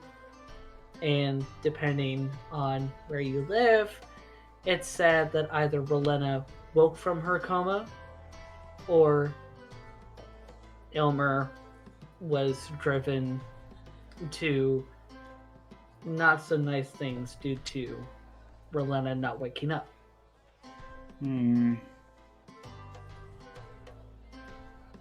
But regardless, Ilmer is painted as the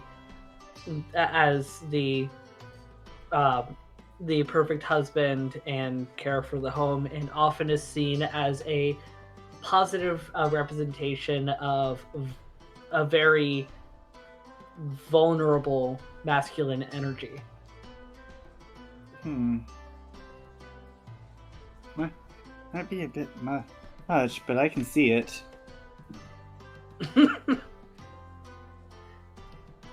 No, you mean by how open that we are with, certain activities? We get that a lot. A lot of people think that Arapar would be our patron, but no, it's Ilmer. Yeah, I take it back. You all are definitely more than willing to start families.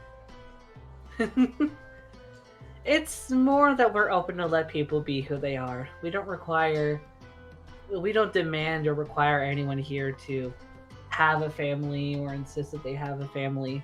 And really, with that lack of pressure, it conveniently, I think, makes people feel more comfortable to actually do that. Cheers, I would drink to that. Anyway, yeah, your best bet will probably just find more books dedicated to all the gods. What exactly are you looking for? Mm, Just the gods choosing their champions and why they would do so. Oh, uh, that you see her ponder for a moment before she kind of looks around her, looking at some of the shelves around the both of you. Well, I know for a fact that there's not a lot written on that because that's really only written in like legends or stories that you want to tell your kids. I do you think that's happened to you? Possibly. Uh, huh. She has a very like concerned, if even like disbelieving expression on her face. Well, I think you might have better look in looking at the religious philosophical area that's down there. That as she kind of points to the rough direction where it is, about like uh, four rows of shelves away from you guys. Um, again, marks from the gods or destinies or purposes given by the gods is really subjective, so you might have more. You might find better answers in the religious philosophical area. Otherwise, I'm not really sure. Alright, thank you. Yeah, sure thing. Hope you find what you're looking for. I will eventually. Okay, you go to that little spot. Roll me investigation. Alright. 18. 18. Okay, you find a one of the first books that pops out to you is less of a. Well, I mean, it's still like philosophical, but it goes into a lot of the magical and secular symbolisms related to the different sigils that are associated to each deity. Demier, for example, the kind of symbols that culminate into his sigil reference a lot related to trees, roots, and houses. So that's a pretty prominent theme there. As for thinking about how you're called to the gods, or called by the gods, I should say, the book more asks questions about introspection on why one thinks that they are being called by the gods. Because it does write that there aren't many notable and credible sources of people being called by the gods and being believed.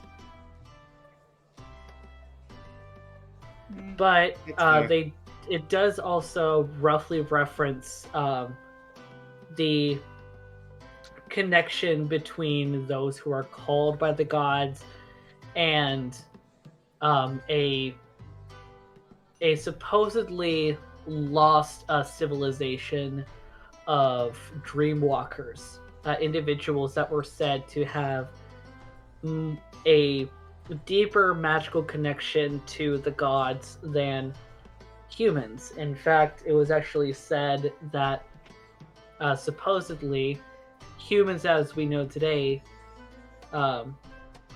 were a devolution from dreamwalkers due to due to being in the material plane for so long, away from wherever humans came from before.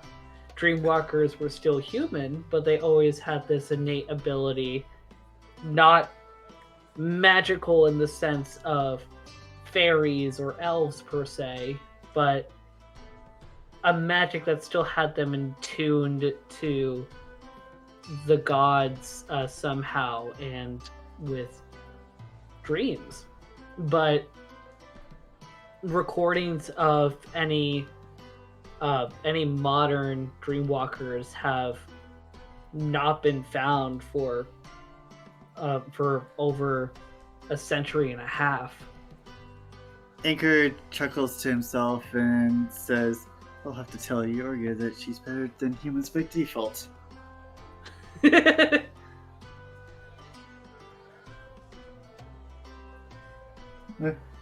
And I think I've gotten all the info that I need. Yorga will probably help me out with this. Okie dokie. So I assume you're making your way out of the library? Yep. Time to let the others choose where they want to go. I've led them on for long enough. The others had already been kind of doing their own thing. Lucille found a stable on, like, not too far away from the budding union, about here if you're looking at Roll20. Like, it's on the other side of the bridge that leads to the budding union, so it's very close to that building. They did also hear about some individuals that had possible things that you guys could do for money while you're here. Oh. They are a bit they're a bit convoluted though. One quest that they heard was there being a legend of what are loosely defined as native undead. And the islands that they inhabit being called the Dead Hammer Islands. There's a push to really want to try to document what's going on the islands, as these are not inhabited by any of the Rainbow Kingdoms. But it would be a hefty penny, namely because, well, you would get a hefty reward if you survived, because with how it was talked about, sailing to a completely uninhabited island, well, supposedly uninhabited, in order to garner information on people and places that you do not know, you might die.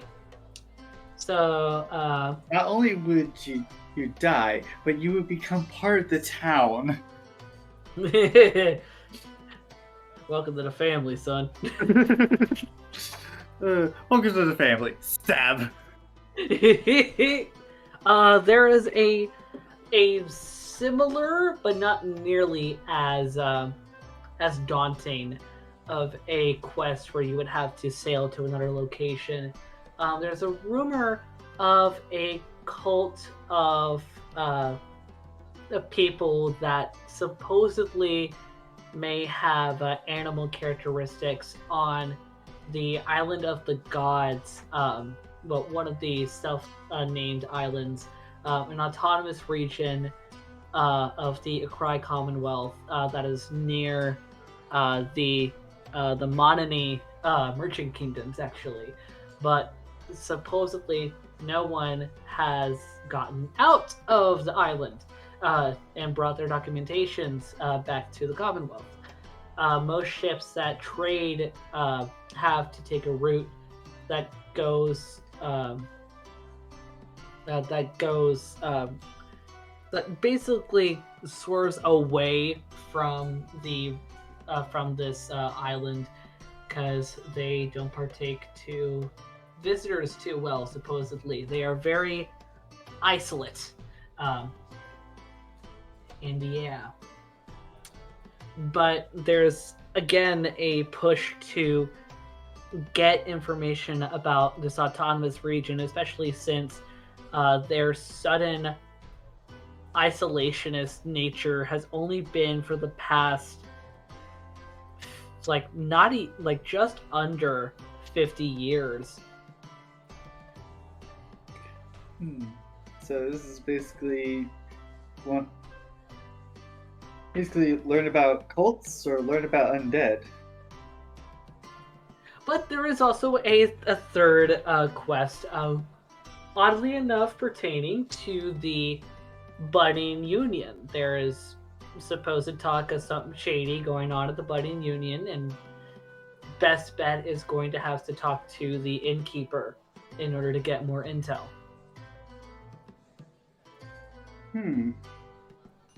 Well, might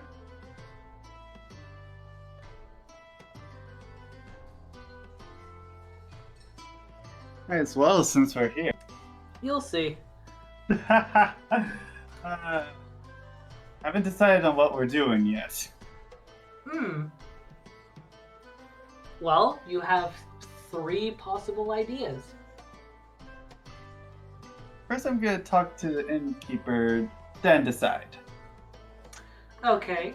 Well, you make your way into the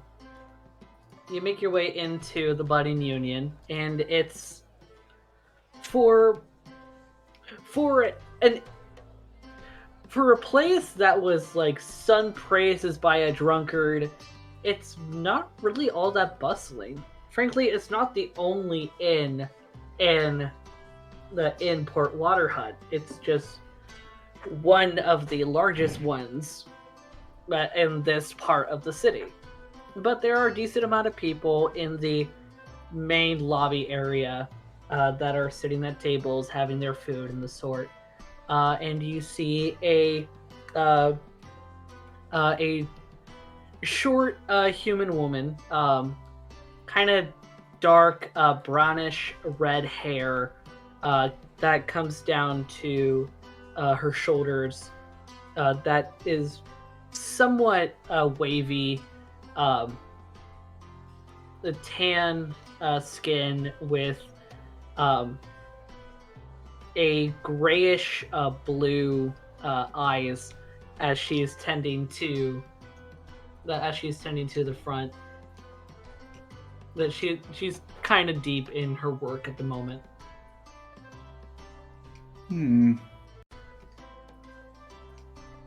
So she's behind the bar? Yeah, she's behind the bar. I didn't describe that all too well. Alright, so I'm going to wait at the bar for her to get to me. You see her like standing at the bar. There's also like a small line of like people asking for orders, which she gives to the back where the kitchen is, and she seems a little busy at for the next 5-10-ish minutes before eventually the line for people asking for food dies down, and the any people that are like sitting at the bar having any drinks are just keeping to themselves before she notices you and your party. Oh, hi. How can I help you? We're looking for a room or two to stay in here. Yeah. Rooms aren't really that expensive. Are you needing 1 or 2 beds? And also, how many rooms? Ankor looks to the group. Lucille smiles. Are there any discounts for two beds? The woman kind of ponders for a moment. No, there aren't any discounts, but they're also not really that expensive. So how long do you needing to stay? Lita pipes up. Probably only 3 days? What do you guys think? 3 days? Not too long? Too short? Meh. We'll go with 3 days, and if we need to stay longer, we'll pay more. Okay. Well, 3 days for two bedroom. Sorry, two bed, not 2 bedrooms. 2 rooms with 2 beds each. That's going to be for 3 days. I mean, if the bedrooms come with tutus, I certainly won't complain. If only I could give discounts for good jokes. Now, for 3 days, I would say that's probably going to cost you a gold. Total or each?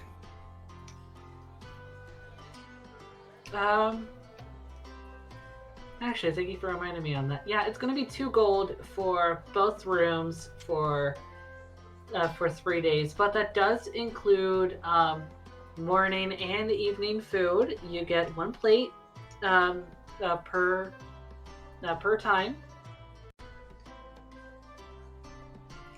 Per time, what does that mean? Like day or stay? So, breakfast time, 1 plate. Dinner time, 1 plate. And so 2 plates a day for 3 days. That means you're gonna get 6 plates. Okay, thank you. And also, total drink as much water as you need. One glass of a soft alcohol for any of you. Only 1 for your stay. Anything else is going to cost extra. That's fair. I'm kind of a lightweight. You don't look it. You'd be surprised. Anyway, yeah, so it's going to be 2 gold for the lot. Alright. I put 1 gold and hold out platinum. Do you have change for this? Goodness. Yeah, I can break that down for you as you Thank you. You see her keep a gold. crouch down. And do me a favor, keep a gold for a tip. Thank you. You're awfully generous today. As she crouches down, grabbing stuff from underneath the bench before she pops up with 10 gold pieces in her hand. Okay, so platinum. That she takes it for a moment, doing the giving you 8 gold pieces, since with the other gold and whatnot. Yeah, so you get 8 gold pieces from the platinum. Right. So, I know we normally get a lot of newbies here. Mind if I ask why you're here in town? We're seeking information on... I don't know if you heard the crier out crying about the hero's pot being found. Oh, yeah. I hear stuff like that a lot. Finding Galapar's pendant, on Cadell's anvil, things like that. So, it could be just a rumor. A lot of time it is, but it gets people excited, so really no harm. It's not like we have anyone here that tries to hurt someone else trying to get to it first. Certainly got me excited. It had me traveling to here.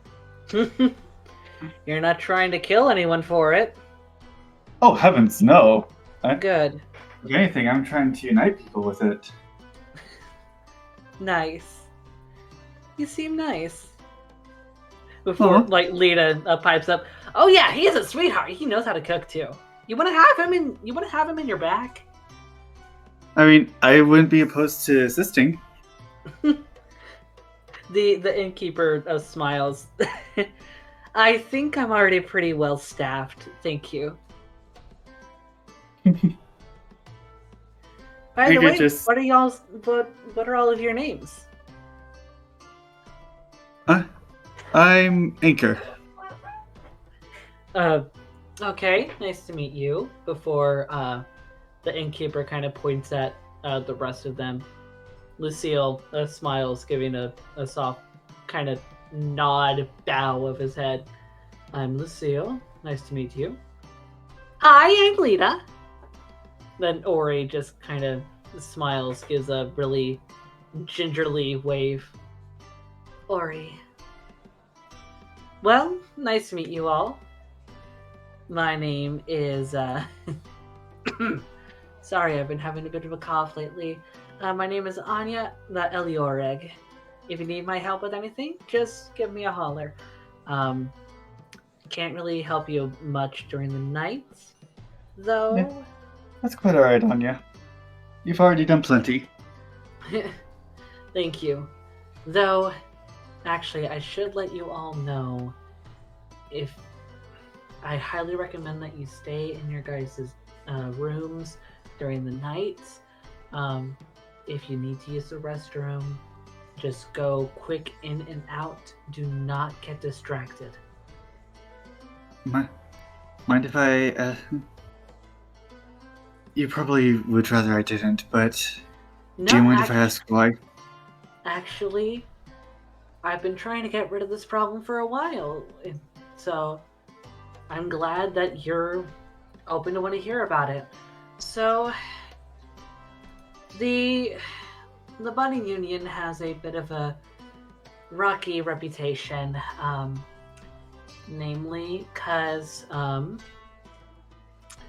the Buddha has a bit of a curse on it, and some people say that it's because this place was once a brothel, which you would think that, oh, this place is so sex friendly that it being a brothel wouldn't be that much of an issue. But when Port Waterhut was first founded, it was. For a short time, doing a lot of sex work was pretty illegal, and the budding union was used as a spot to. It was more of an underground brothel, but the Inversida Wilds kind of made it their haven and really made it a very sex-friendly place. And it was actually kind of because of the Inversida Wilds that Port Waterhut became so much more open. But before the port became so much more open, a curse was put on the budding union to where now, unfortunately, there are some tenants, and I use that lightly, who like to lure other tenants in for some fun times, and things happen. And unfortunately, we often have to clean up the messes. And it's not your normal messes. I'm talking red, not white.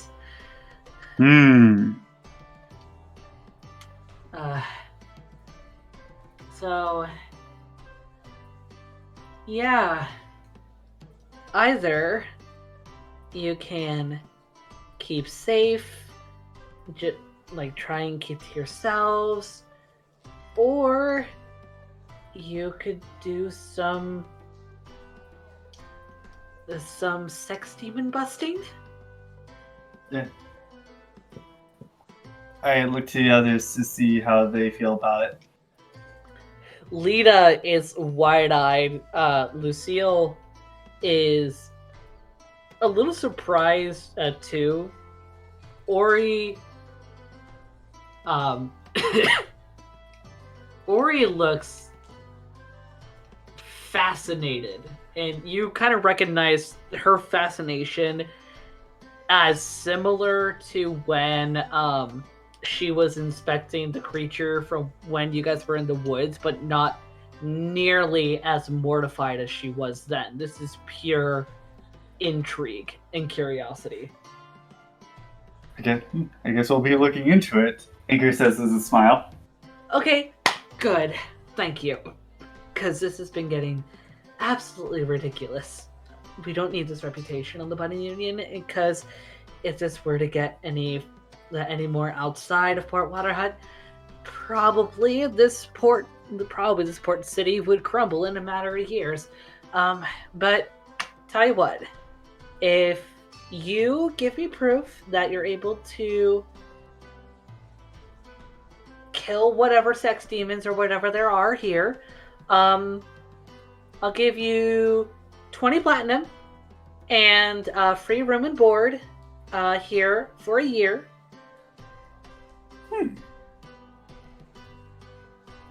Are you sure you can afford that? I mean, we get a decent bit of business here, and we've been able to conceal this as nothing but a rumor for a while now, but it is getting close to popping. I would rather get it figured out now, so that it can just remain a rumor in a public eye, you know? Alright. If we find it and get rid of it, great, but if we don't, then we won't go spreading rumors. Thank you. Now, how about that food for you? Sounds delicious. Oh, and also, keys to your places. And she pulls out 2 keys. You guys are going to be on the 2nd floor. Who's taking what room? At which point, Ori takes one of the keys. I'll take this one. Lita, do you want to sleep with Lucille or me? Lita chirps before like sitting on top of Ori's head. You know I like you as my sleeping buddy. Yeah. Guess that means that we're rooming together, Lucille. Lucille smiles and shrugs. As long as we don't have to keep watch. Honestly, by the sound of things, sounds like we just have to keep watch on each other's pants. We might want to save that for another time. At least we can relax for a little bit. Yeah. And you know what? Okay. So, question for you. Yes? My brain is getting weird at the moment, but do you want us to keep going and get to this possible encounter, or do you want to save it for next episode? Let's save it for next episode. Okay, because yeah, we've been recording for, goodness, how long? Has this been going on, 3 hours? Yeah. Really? Yeah, I think this is a good place to end it. Yeah, got a good bit of info, a little bit of comedy. Went to a very open porn shop. I mean, it's whatever. It's this people's culture. But yeah, this has been another episode of Tabletop Continuum. This has been Ty and Austin dabbling into a little bit of Ankor's time away from Postal Karma, as we say, bye-bye! Bye-bye! Enjoy your long rest! Enjoy your long rest.